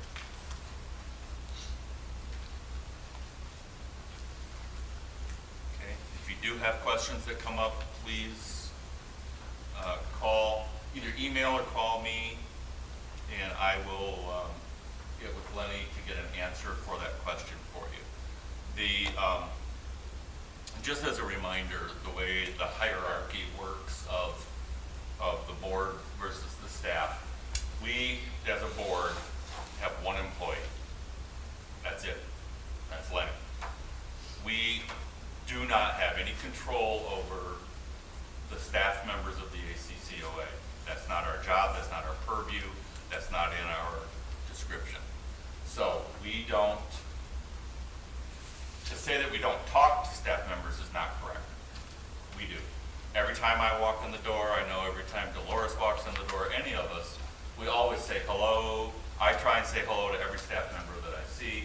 We're cordial, we're professional, but we have no reason to talk business with staff members. That's between the staff member and their department head, and the department head and Lenny. Then it can come to us, because we are Lenny's boss. There is nowhere that says that we have any control. We don't hire, we don't fire staff members. Only one person, and that's Lenny, that we can hire or fire. Okay, so and we do it not as an individual. I don't have any power as president. I'm just one vote.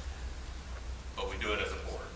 And so Lenny has one boss, and that's the entire board of directors.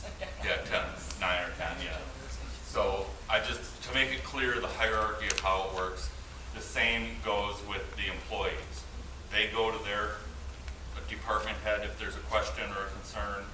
If it's not resolved, then that department head goes to Tony, who is kind of office manager, HR, or accountant, whatever. She's got a million job titles. And then if that doesn't resolve it, then it goes to Lenny, and then to the board. Okay, so it's kind of a reverse. All right. So I just want to make that clear. Are there any questions on the reports?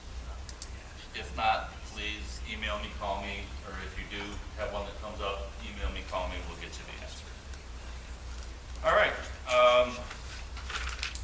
Any old business, Madam Secretary, were there? There is no. No old business. Okay. Oh, wait. Oh, yeah. On that wall and back there, this ramp, Yeah. I don't think that's gonna get done, because I called contractor that he had here, and Harvey just tried to call him and that, and he told me, I'm busy this right now, I'll get back with you next week. Next week came, the week after that's coming, and so I don't think that's going to get done. And I stopped Tom Jacobs at Christmas and asked him about it. He told me that he's working on a project that he made a bid on from last year yet. So these contractors and builders must be awful busy. It's hard to get anything repaired or done unless it's $1 million job right now. They just don't, they don't seem to have the time, so. Then it's going to take a couple of years for them to do it. Right. So keep on it, and if, you know, because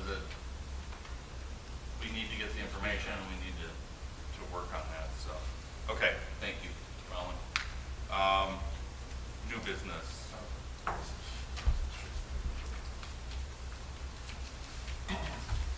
Any new business? Yes. Yeah. So in the new business section, you should have a copy of the Stevenson contract. That is our CPAs. It's up for renewal. I would suggest that we just go ahead and renew for the 5 years. They have proven themselves. Yeah, just. Did they not get to all the? No. Okay. Let me go down. I'll make some copies. Want me to do it? Yeah, if you don't mind. Okay, so this is our certified public accountant. It's a renewal contract, has the same language as it was from the previous 2 years, just a renewal. They are asking either for a 3 or a 5 year renewal. I think the 5 year renewal is just as good as the 3. There's really no difference. They have proven that they are trustworthy with how they are at. They have, they're great forensic accountants. I know that when they issue their unbiased responses, that they have done their due diligence. And I would not want to change into another CPA because it would take time for them to know who we are, how things are running, about the NIMSCR reports. I think keeping as much the way we run operations as similar as possible would be advantageous for ACCOA. Just the learning curve alone on the NEMSCA reports is lengthy, as Caitlin can probably attest. But isn't it recommended that a business change their CPAs every 5 years or something? Well, we wouldn't have had I that. think it's in some of our paperwork, because I've read it, that it should be changed like every 5 years. You should get a new CPA.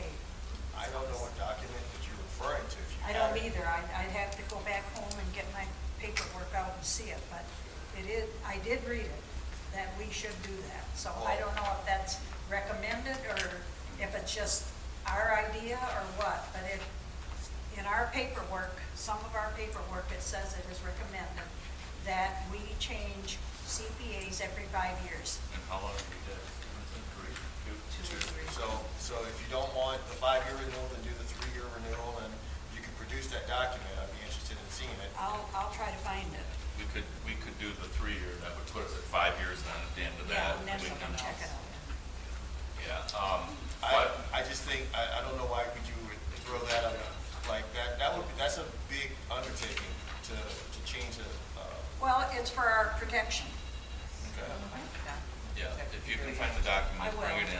Yeah, that'd be fine. So if you guys are good with moving on with the 3 year, you can do a 3 year either way.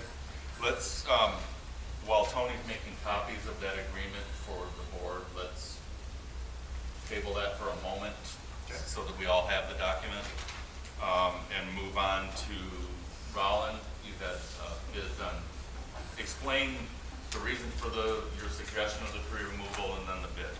And we have copies of it. And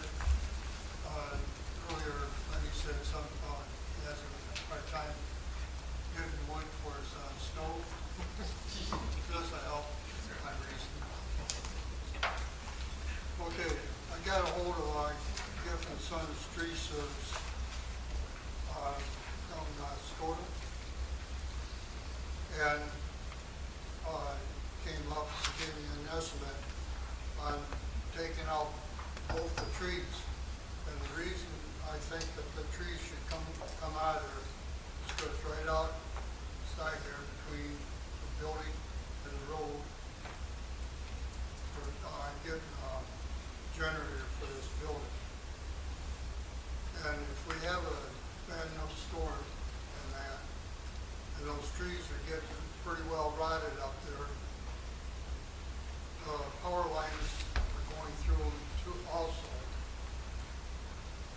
I hate to spend $13,000 or more on a generator than have one of those limbs come down and smash it, because it won't last too awful long. Therefore, I'd like to get those trees removed and come out, cut the small trees for 800, and then trunk grinding 150, and then the bigger tree 925, stump grinding 75, comes to $2,050.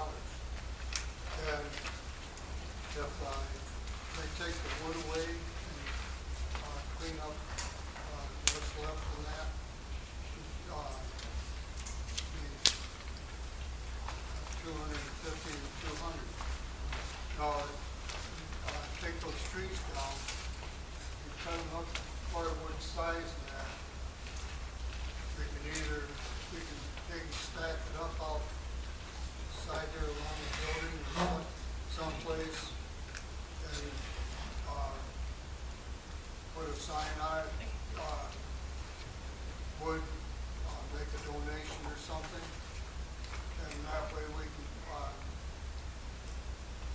recover some of the money that was spent for it, taking the trees down there. And so I think that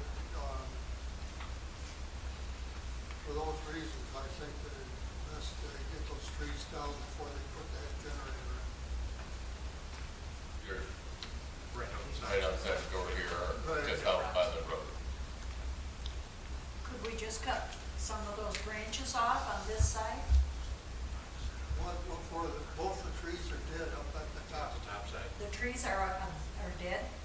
Up at the top, yes. Oh, And if they're dead up at the top, all the decay is going to go down the trunk anyway. Would the village or consumers, if our lines is going through there, maybe consumers would do it? I don't know, I don't think so. I don't know when they're planning on setting the generator, do you, Randy? They're going to set the generator January the 13th, I think it is. Okay, so we got between now and January, but I don't think that they'd grind any stumps during the wintertime. Would you, Roland, be willing to call consumers just to see if they would be willing to cut the trees, since they are kind of possibly impeding the power lines? I know somebody that said while you were talking that consumers regularly is turning people down for that. I know they turn me down. I have a birch tree that's hanging right over my power lines, and we all know how birch trees go. They just suddenly one day decide to let go. And, but they wouldn't cut mine down either, so. But it's worth a try because it saves us, a couple grand. Do we have just one estimate, or has it been more than one estimate? Should we have another estimate? If we can find another Another tree service. that's willing to give us an estimate, yes, I would say so. Can we do it ourselves? I wouldn't be messing around with a big tall tree like that. You got a I wouldn't huge say, wide- I wouldn't say cutting down the tree, but planing some of the branches we probably could do ourselves. But then again, if there's a branch that's over the top of the line and you take it down, then you can knock out power to. Right, that's why I think And then we pay consumers that. might do it. Yeah. I don't know. Why don't, It's worth asking. Ronald, if you're willing to call consumers and have them take a look at it, Okay, and then see if you can find 2 more tree services. Oh, Rick, brick stump and tree removal is Barton one. City. That's in Barton City, so that would actually be keeping it in our own county as well. And there's multiple And tree Greg's services. Street. And Greg's Street, yeah. Down at Greenbush. In Greenbush, yep. So if you could do that and then bring it back to us at the November meeting? Okay? All right, thank you, Roland. Roland, I'm sorry. I keep taking out the extra L out of your name. Well, that's okay, because it's on one of the papers here, so, one out. Are you L, one or two? Two. Two, It's Roland. you always put me in there as I- Roland. Well, Roland is one L, Roland is two. Same as Holland, only with the R. There you go. Just How many remember, times have he's you double the said trouble. that over your life? that's Yeah. okay, I'll Double remember the that, trouble. that'll help. Okay. All right, thank you, Roland. You're welcome. All right, so now everyone has the copy of the Stevenson agreement. What's the will of the board on that? In reading it, it doesn't look like there's any urgency with this. If Dolores has some kind of document that she would be checking on, I don't see anything that looks like. It looks like this is new business, so it just got brought up this meeting. When is I the, don't see any urgency having to do something with this today. when is the agreement? It needs to be done this year because our new audit is in November. Okay, so, our new audit's in November? Our audit is scheduled for November. And, okay. Can they do it in November and then we can decide? I mean, are they, We can decide at our January meeting? Why January meeting? November. Because. we don't meet in December? Well, we meet in November. We so- do. Right, that's what I'm saying, that, can we have them do it in November, and then we can make this decision in January? Can we do that? It has to be done this year. Yeah, it has to be done this year. So we could make the decision in November, Yeah. I think. And that'll give me time to see where I read that. Okay, but it you have to have it before.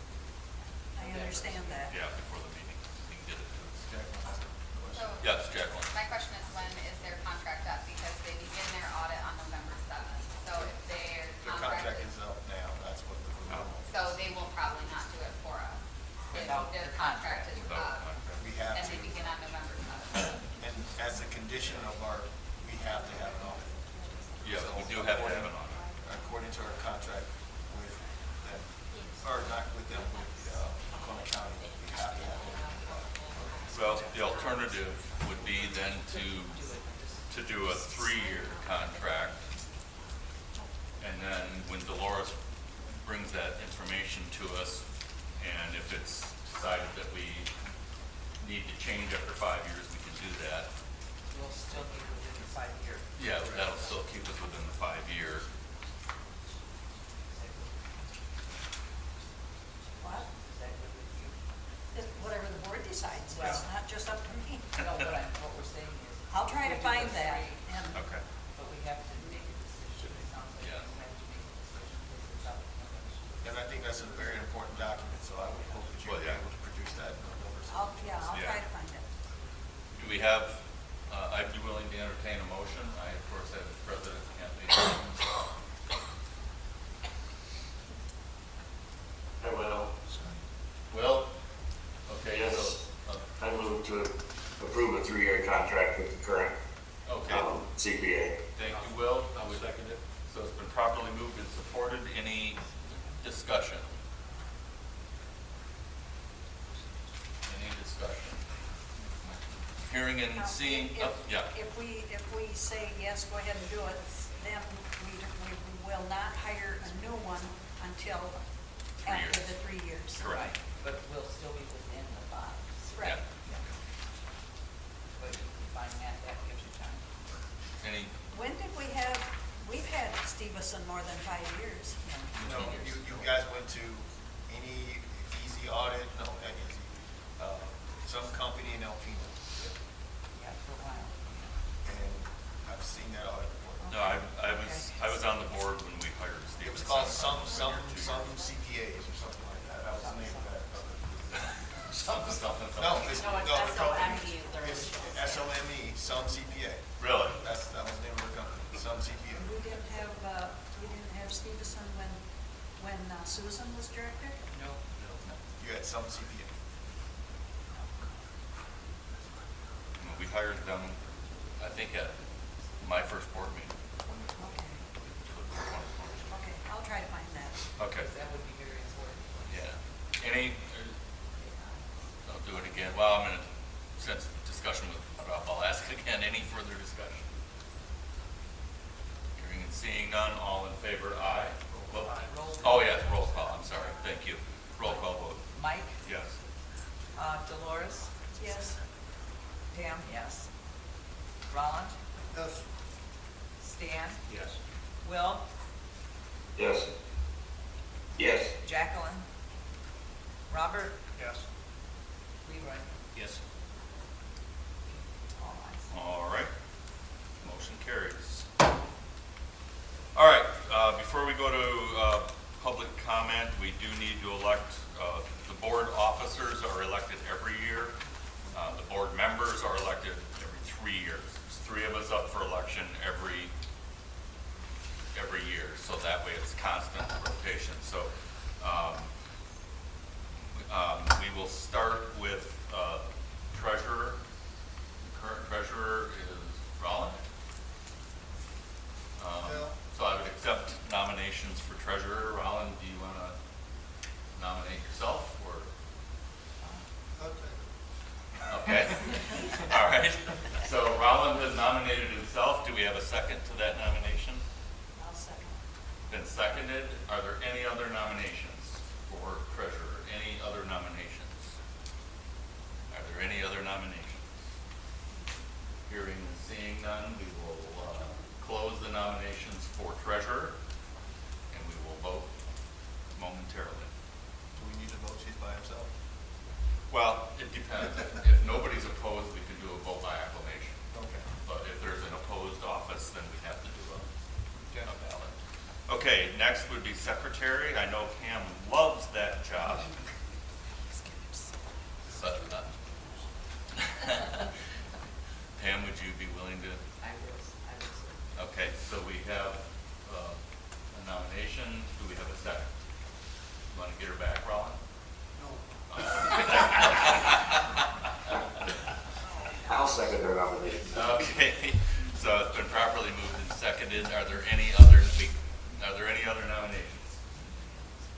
Are there any, she's begging, are there any nominations? Any other nominations? Hearing and seeing none, the nominations are closed for secretary. Vice President, Dolores. I think I'm going to step down. Okay. I was going to nominate you. That's what I want. Do it. I would accept nominations then. Dolores, do you have anybody you'd like to pick on? No, and I will do it, if the board wants me to.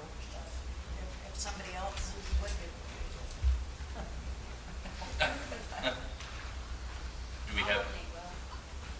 Okay, Jacqueline has nominated Will. Will, would you accept the nomination if elected? Yes. Okay, so do we have a second? I'll second. Roland and Dolores, you're really getting picked on. Okay, so we do have a nomination. Do we have any other nominations for Vice President? Do we have any other nominations for Vice President? Do we have any other nominations for Vice President? You have to ask 3 times. I know, people think I'm crazy, but that's what you have to do. Hearing and seeing none, nominations are closed for Vice President.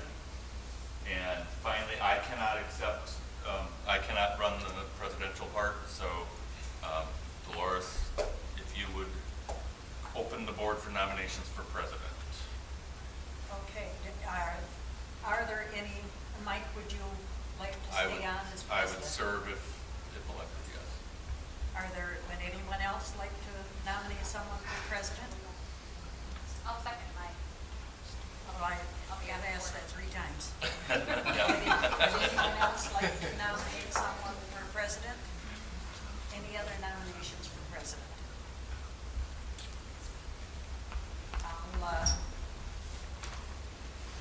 Do you ask for a motion? No. nominations are closed. Mike, if you will accept the president.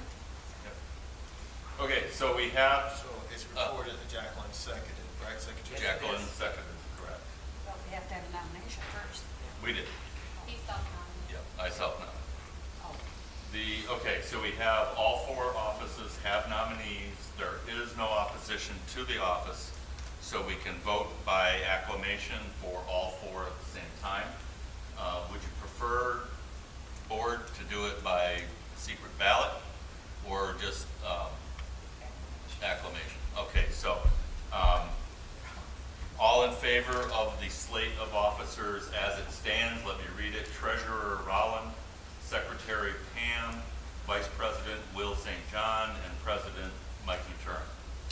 Well, one more, is that there's, building grounds? No, that's the committee. That's a committee, and the president will assign the committee. Okay, so that's our slate. I would accept the motion to vote by acclamation for the slate. It's been moved. Do we have support? Second. It has been properly moved and supported. Any further discussion? Hearing and seeing none, all in favor of approving the slate as read? Aye. Aye. All opposed, no. Motion carries. Congratulations or condolences, depending on your point of view.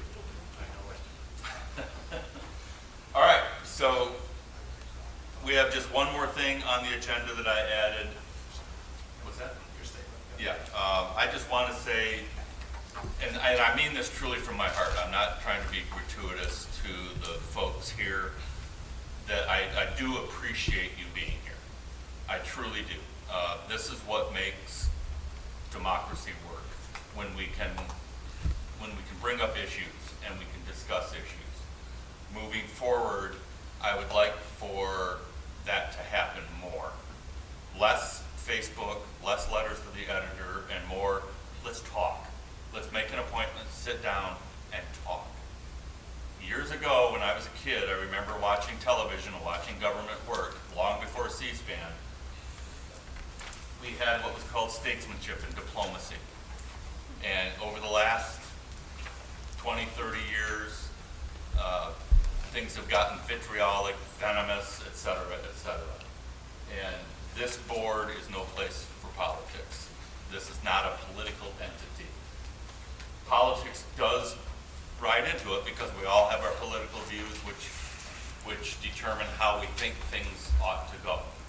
But this is not a place, we're too small of a county to be, and everyone says that local politics are nasty, and they can get that way. And I don't want to see this county and our seniors hurt, because all of us sitting up here care about our seniors, or we wouldn't be putting the time in to do this.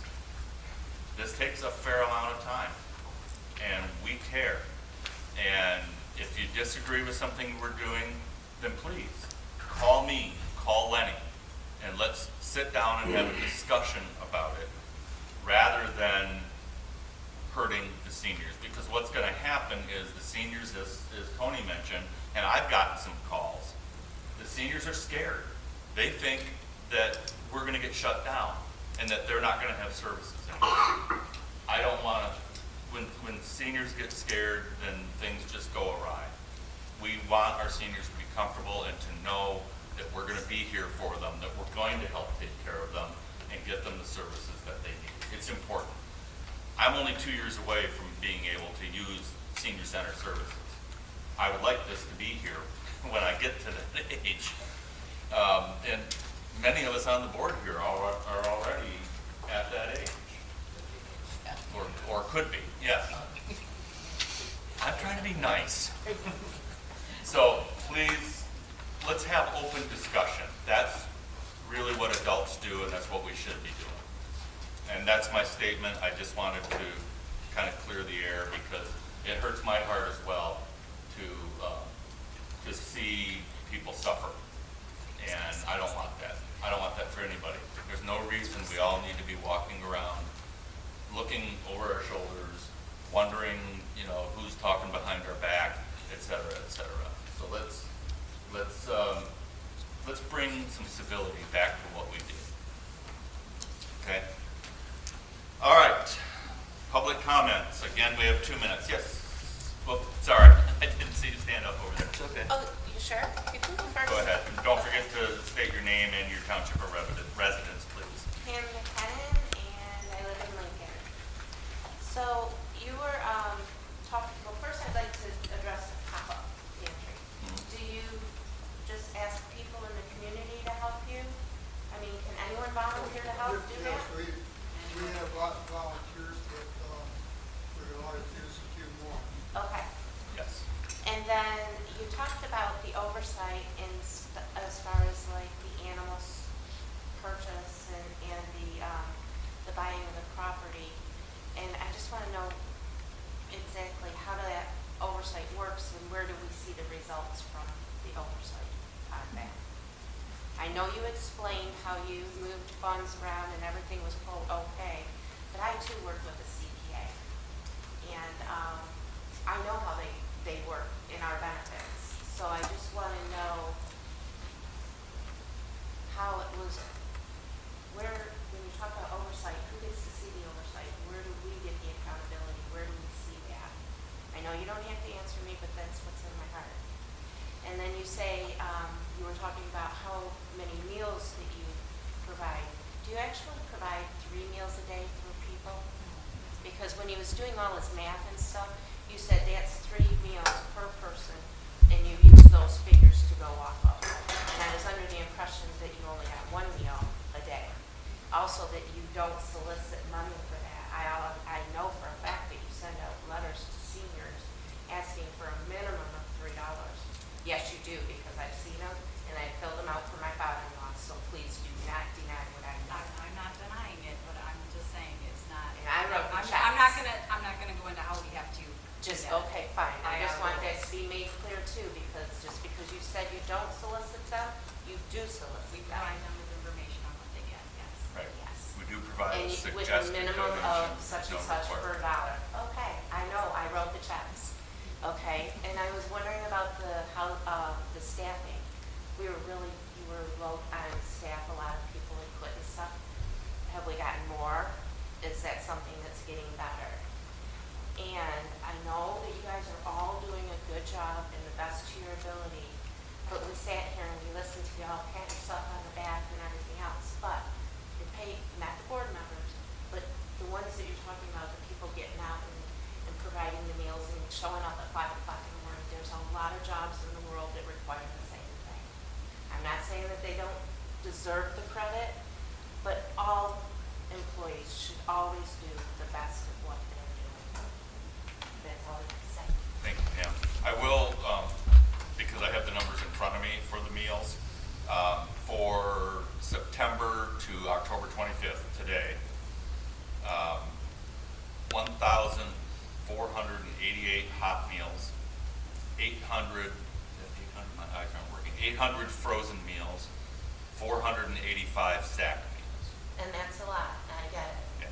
So I just wanted to clarify since you had asked that question. Thank you. Yes. Rich Bray, Harrisville, kind of a new senior. Congratulations. Thank you. First, I'd like to ask about the dates that you do pack the boxes. I'd like to volunteer. I have the time, so I can give my number to you guys and you can call me. Thank you. If I'm here and available, I'll come help. I appreciated what you did today by letting us know what you do. And I take that serious. And I mean that in a serious manner. And I noticed the mission statement, as well as your sign, Alcona Commission on Aging, was clear that you care about seniors. You even said just now, our seniors hurt, and you want to provide them services. And I'm grateful for that, because there are those that hurt more than we do. And I think it's a admirable and necessary thing to do. What society used to do in the family for itself, you guys are now providing. Shame on families, but good on you. That mission statement was clear, and yet it was broad enough now to include the entire community. And I think that the sticking point in Alcona County between ACCOA and the senior citizens is the low-income housing issue.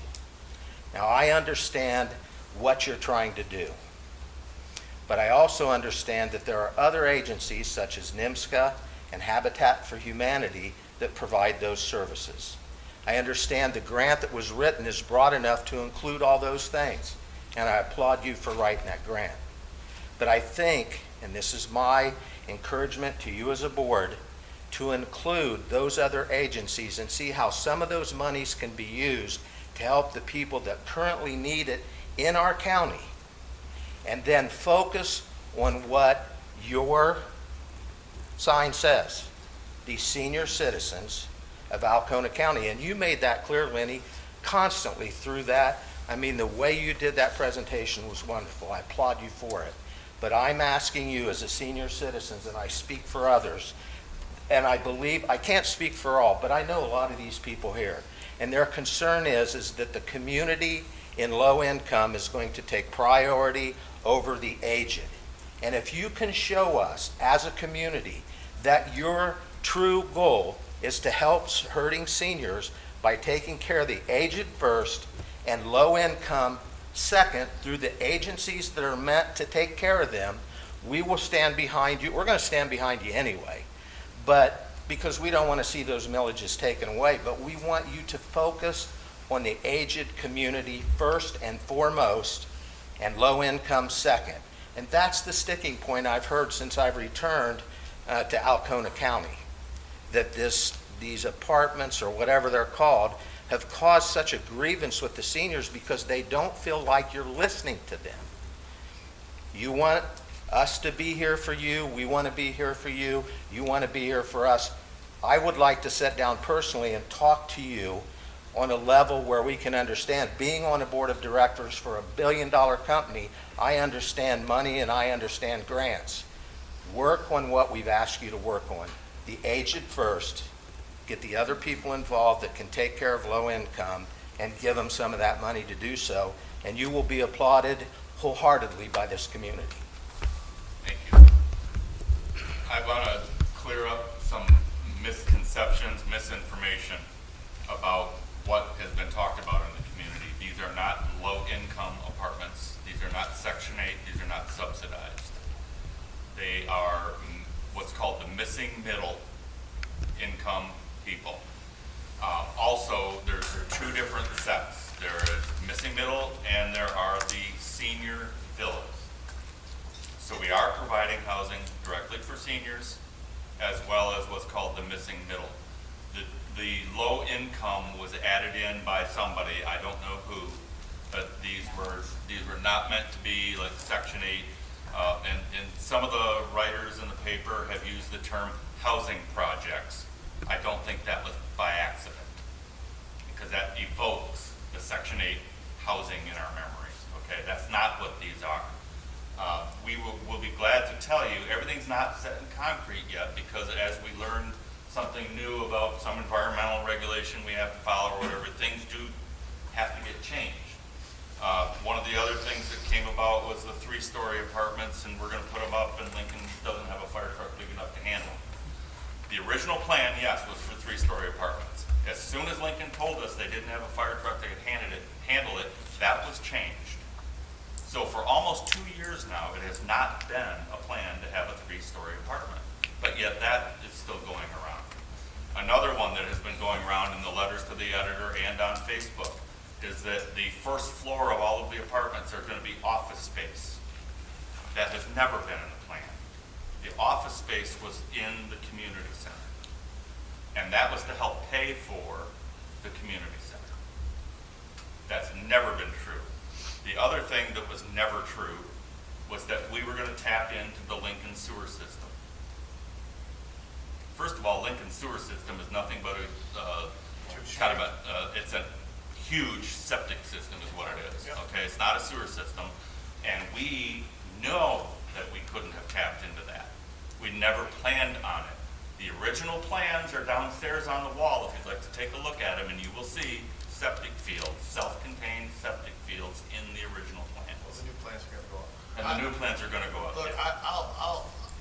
I'll piggyback on some of the things that he's also saying. It takes time, people. Any type of planning takes time. And I think a lot of people are asking for Christmas morning when we're still at the store shopping for the gifts for the kids. That's the best analogy I can give you. It takes time. Anything working with this size of federal government or state and local government requires guidelines, laws, and the way the things are put together. You can't even submit for project permits without having at least a month or two of bureaucracy. So everyone's demanding answers. We're going to give you answers. We have a lot of people working together that we are trying to do the best, and running people up a flagpole because of misinformation, disinformation, and outright non-facts. We want and we will always do what's best for the seniors in this community. People didn't give any care about this community down in Lansing. It took 2.5 years of knocking on doors, telling our stories, to get where we are at. The biggest, largest ever infusion of cash ever in the history of Alcona County. People have passed us over, Tawas and Alcona. For the first time, we have been invested in. And it was a bipartisan issue again.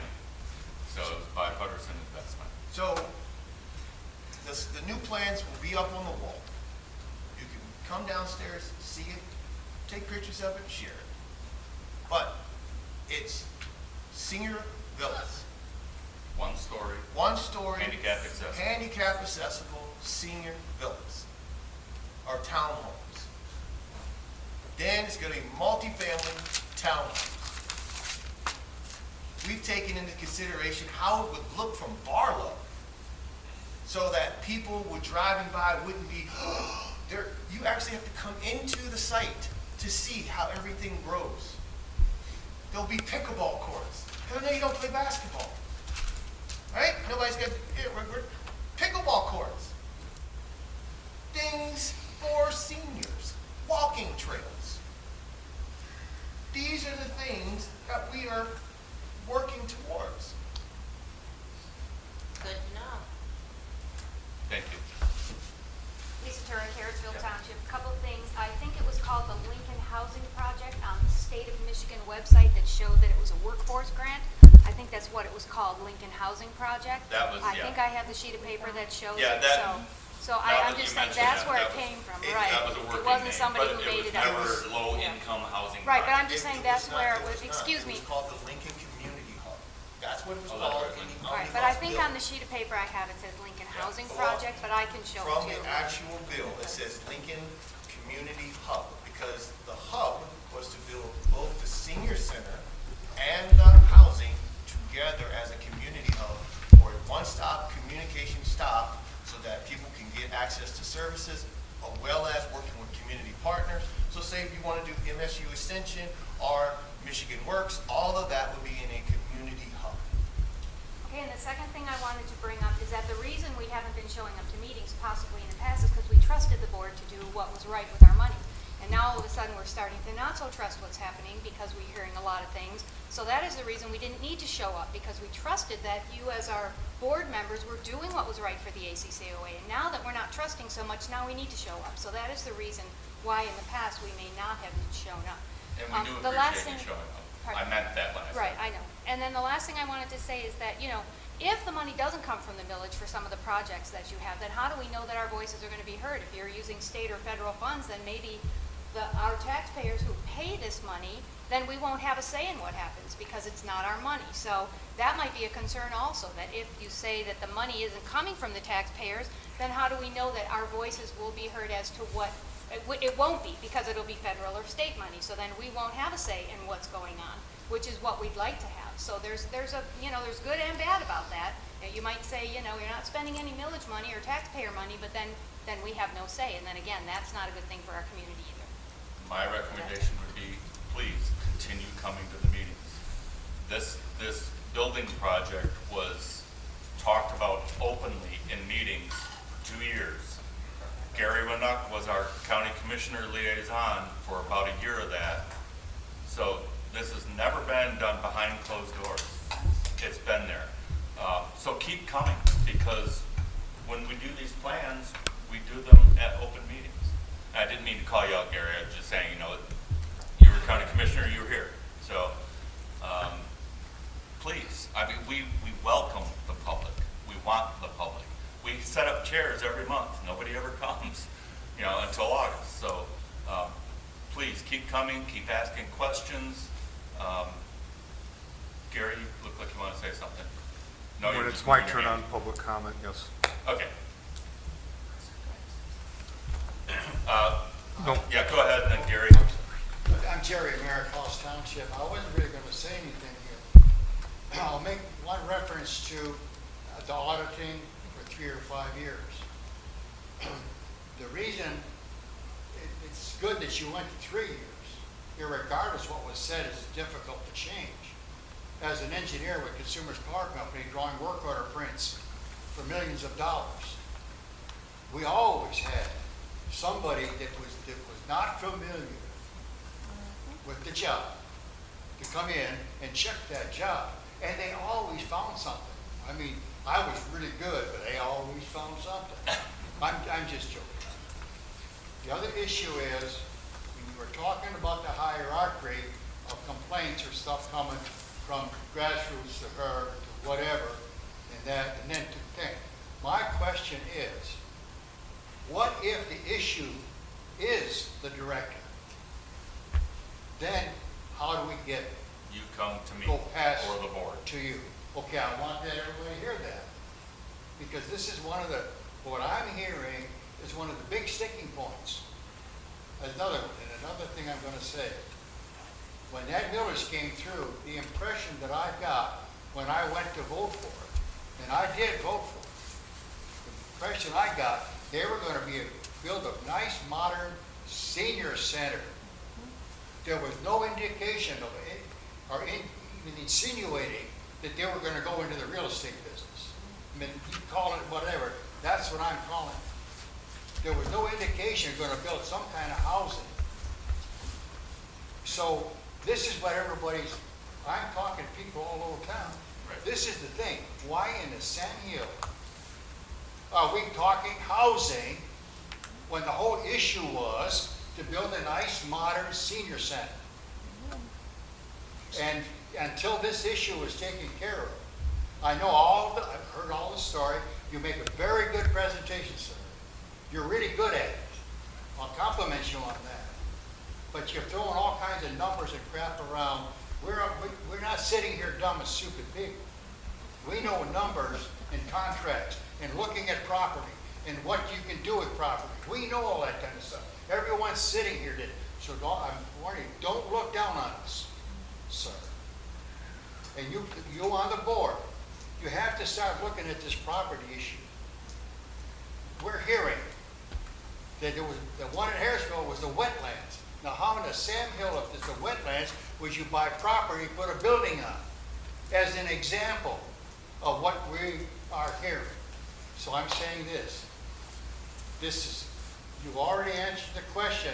If the issue is the director, and you have complaints, and for example, the staff members and so on are scared to say anything, how do we get past the director to get to you on the board? You're answering that for me, and I appreciate it. Yep. So I was sitting here, and I've been seeing all this stuff, and I've seen these presentations, and it's always on these presentations from a bureaucracy is, well, either we don't have enough money, or we don't know what we're asking, or we don't understand. I assure you, people on the board, we in the county understand. And we're not going to sit back anymore and just say, okay, board, we appreciate all you're doing. Don't get me wrong. We all understand there's a lot of work involved. That's why a lot of people don't want to be on it. Okay? I'm on the township tax board of review and all that. I know how hard it is to get people to work. So that's my statement. Thank you, Jerry. Just to answer the question about the hierarchy,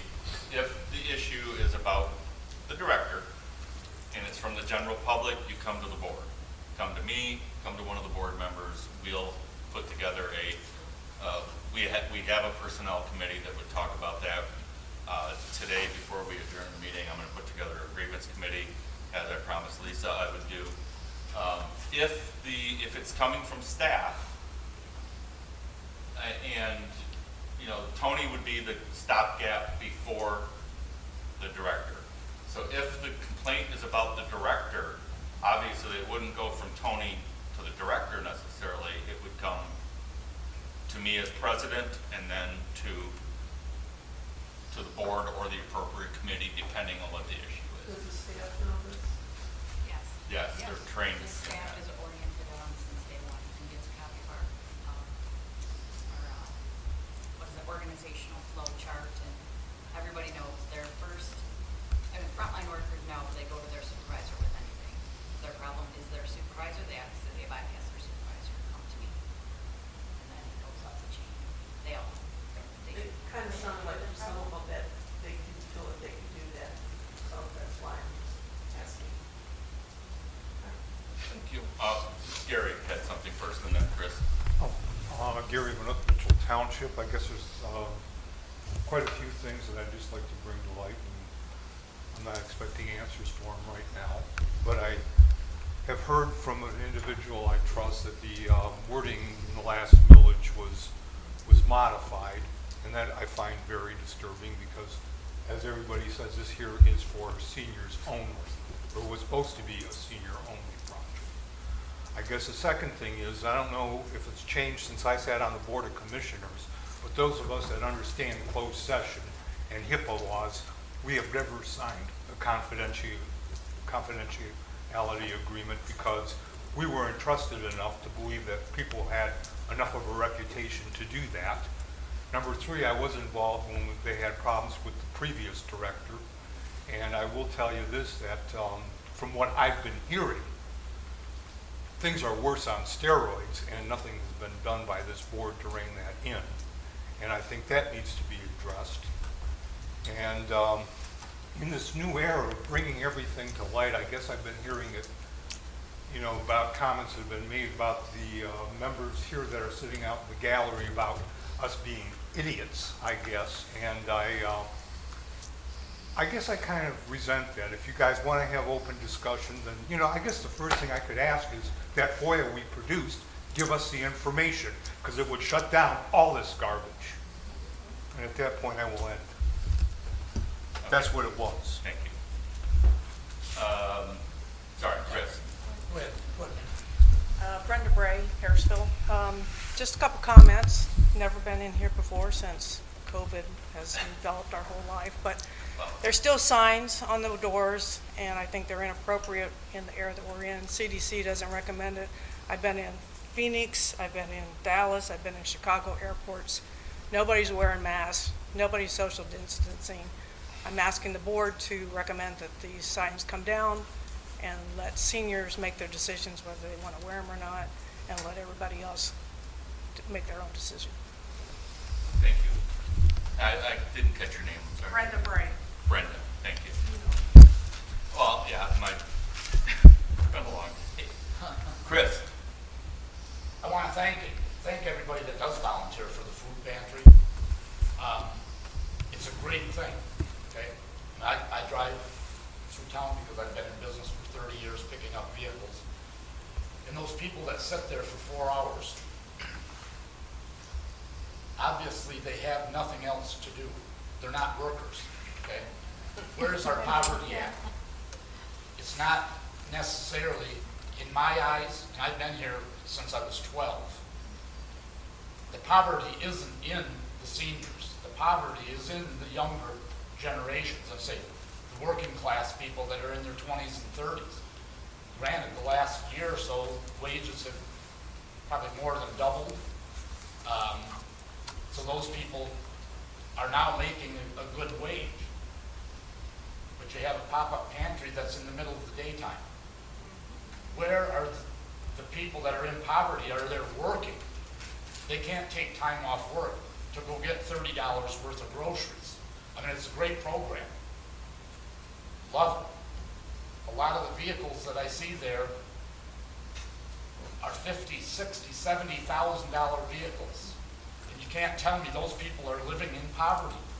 I've lived in poverty for 30 years because I chose to. I don't need money. I'm going to be happy without it. And I'm glad that they have the food because, yes, we do accept it and use it. Another issue was when you said a problem comes from the director to approach the board. I did approach the board, and I got nothing from the board. I talked with Mr. O'Connor, okay? I had talked to Dolores also about issues. Nobody from the board ever came to me. I had a contract with the ACCOA, a verbal contract, to clean the vehicles. Mr. Avery's actions, he fired me because he thought I was a drive-off hit and run, when in fact, no. I've been in business for 30 years. I have insurance. My insurance paid for those vehicles to be fixed. I had to come up with $500 out of my own pocket because of my faults, okay? To me, it wasn't my fault that that door did not operate properly, okay? But it is my fault that I didn't check this door prior to leaving my building, so an accident wouldn't occur. But like I said, I ended up paying for that, but I lost my contract because of his, what do I want to say, professionalism.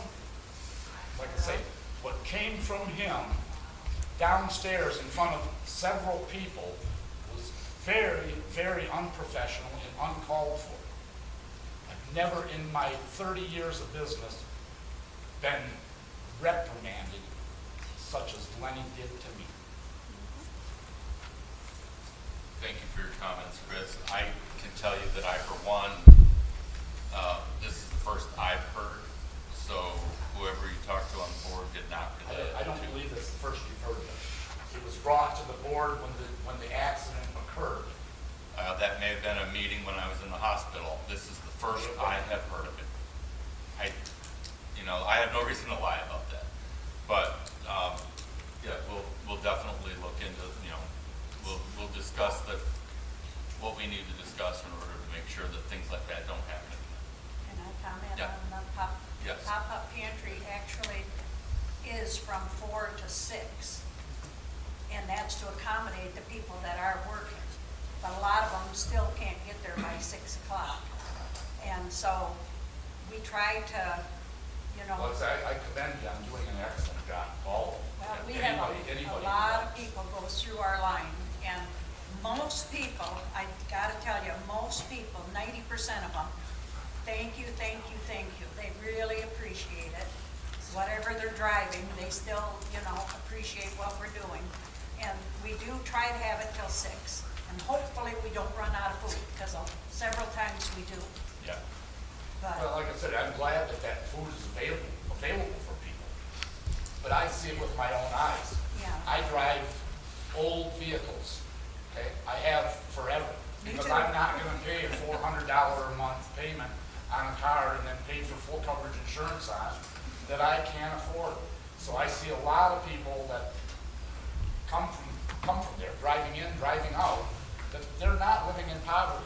Their households have 2 beautiful vehicles, and they live in a beautiful home on a beautiful lake in a beautiful county. we can't discriminate though. I know We can't that, that's ask the an same. income and we can't. I'm glad we have it, because there are those out there that can't get there to get it. Right, right.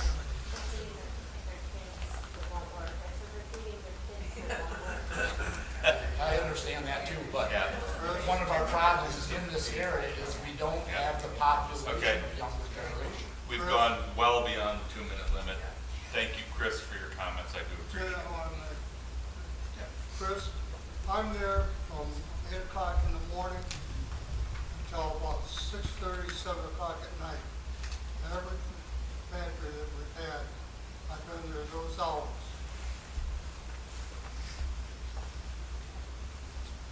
Maybe stress that, and maybe when you put it in your article for the pop-up pantry, that stress for people that working families still available after work hours. And in addition to that, we also have the Lincoln Food Bank that people can come to and, or make arrangements for that. So. Okay, any other? I thought I saw a hand up. Yes. My name is Jessica Dabbs, Curtis Township. I loved your presentation. Thank you so much for it. I'm hoping, because you are going to start putting the Zoom meetings up on the website, I'm hoping you could put that presentation on the website too, because there were some of the slides it was hard to see back here, and I would love to be able to see that in more detail, if that is at all possible. And if so, when you might have a rough idea of when that might be up and available. We'll see what happens. It's with our IT and adding to our website. So Our IT department is one person, and he works full-time, so we'll get it done as soon as we can. Do you think it'd be before like the next meeting, or just kind of a rough time frame? I don't have maybe I will try to get it before the November, but there's a lot of other moving parts that need to happen before that, but we'll try to get it out so people can see it. Thank you, Jessica. Appreciate it. Any other comments? Any other comments? One last opportunity. Okay. Yeah. Liz Brown, Haynes Township. I guess if the state of Michigan has finally decided to acknowledge that Alcona County exists, Yes. and we have a wish list, I know I, as a senior, would be very happy to see it listed as senior housing and continued care. The problem with moving, as you all probably all know as a couple, is the emotion of moving away, okay? I make my move from my house to a senior center. Now, if someone, one of the two, gets sick, I have to go to Tawas or El Reno or somewhere. That's terribly difficult. We're going to dump money in. We're going to do it. I'd like to see the wish list include continue. Thank you. Appreciate that. And in the interim, we do have the non-emergency medical transportation program that you can call here and get a ride to doctor's appointments, etc. And just so you know, friends do that for one another. Yes. They don't all call. Yeah. Listen, there are seniors out there taking care of themselves. There definitely are. And, There definitely and are. yet, we want this ahead. We're planning ahead. We're thinking ahead. Right. And you seem to be talking those against us, and it isn't that way. We just want to be heard, because that whole thing of this came out of a survey. Anybody get surveyed? No. See, therein lie our problem. I've never been surveyed. I've been here my whole life. NEMSCA did a survey. I'm just University saying, of they Michigan did didn't one. ask That's all I us can senior tell you. in Alcona County. Okay, before we devolve into. Oh, I'm sorry. I'll let you know. All right, please. Yes, ma'am. I'm Sharon Hughes from Harrisville, and I had to go up so I could read the Yes. thing. I saw that. And noise, you can't hear some of you people talking. But I remember, you started off with the federal government, then you went to Michigan, and you said there were 16 agencies, and ours is NEMSCA. Do you have a choice of who the committees are that help you, or is it just NEMSCA? NEMSCA serves 12 counties, right? Okay. 12 Well, counties in northern. I kept on hearing, NEMSCA says, NEMSCA says, NEMSCA says, and why don't you listen to us? One of your 5 things is we don't have medical specialists. We all know we can't have medical specialists in Alcona County, that we have to go to Alpena, or we have to go to Tawas or Saginaw. We know that. That isn't the problem. We came here because we like the rural setting and all this. So you need to know what we need, Just because they say that's a problem to us, it is, but it's one that we accept. We came here knowing that was going to be the case. Thank you. And thank you for all the work you do. I know it's hard work. You're welcome, and thank you for your comments. Did you want? You're No, standing. no. Oh, okay, you're just standing. Sorry. Just Yeah. standing. Okay, no problem. Curtis, Anybody else? I would accept a motion to adjourn the meeting. Appoint committees. Oh, yes. I'm going to appoint one committee today, and then the rest of them I will work on this week. For the grievance committee to handle the grievance that we received, I would like Dolores, if you would, please. Pam and Will. Will, when will you be back in town? I'll be back late afternoon Friday. Okay, that gives us time. Okay, so, and then I am ex officio non-voting member of the committee. So, as soon as Will's back in town, we'll set a meeting to go over the grievance that we received, and then Lisa and Dr. Turek, we will get back with you within that period of time. Okay, I would accept a motion to adjourn the meeting. Make a motion to Properly moved, is it seconded, please? You can't second your own motion.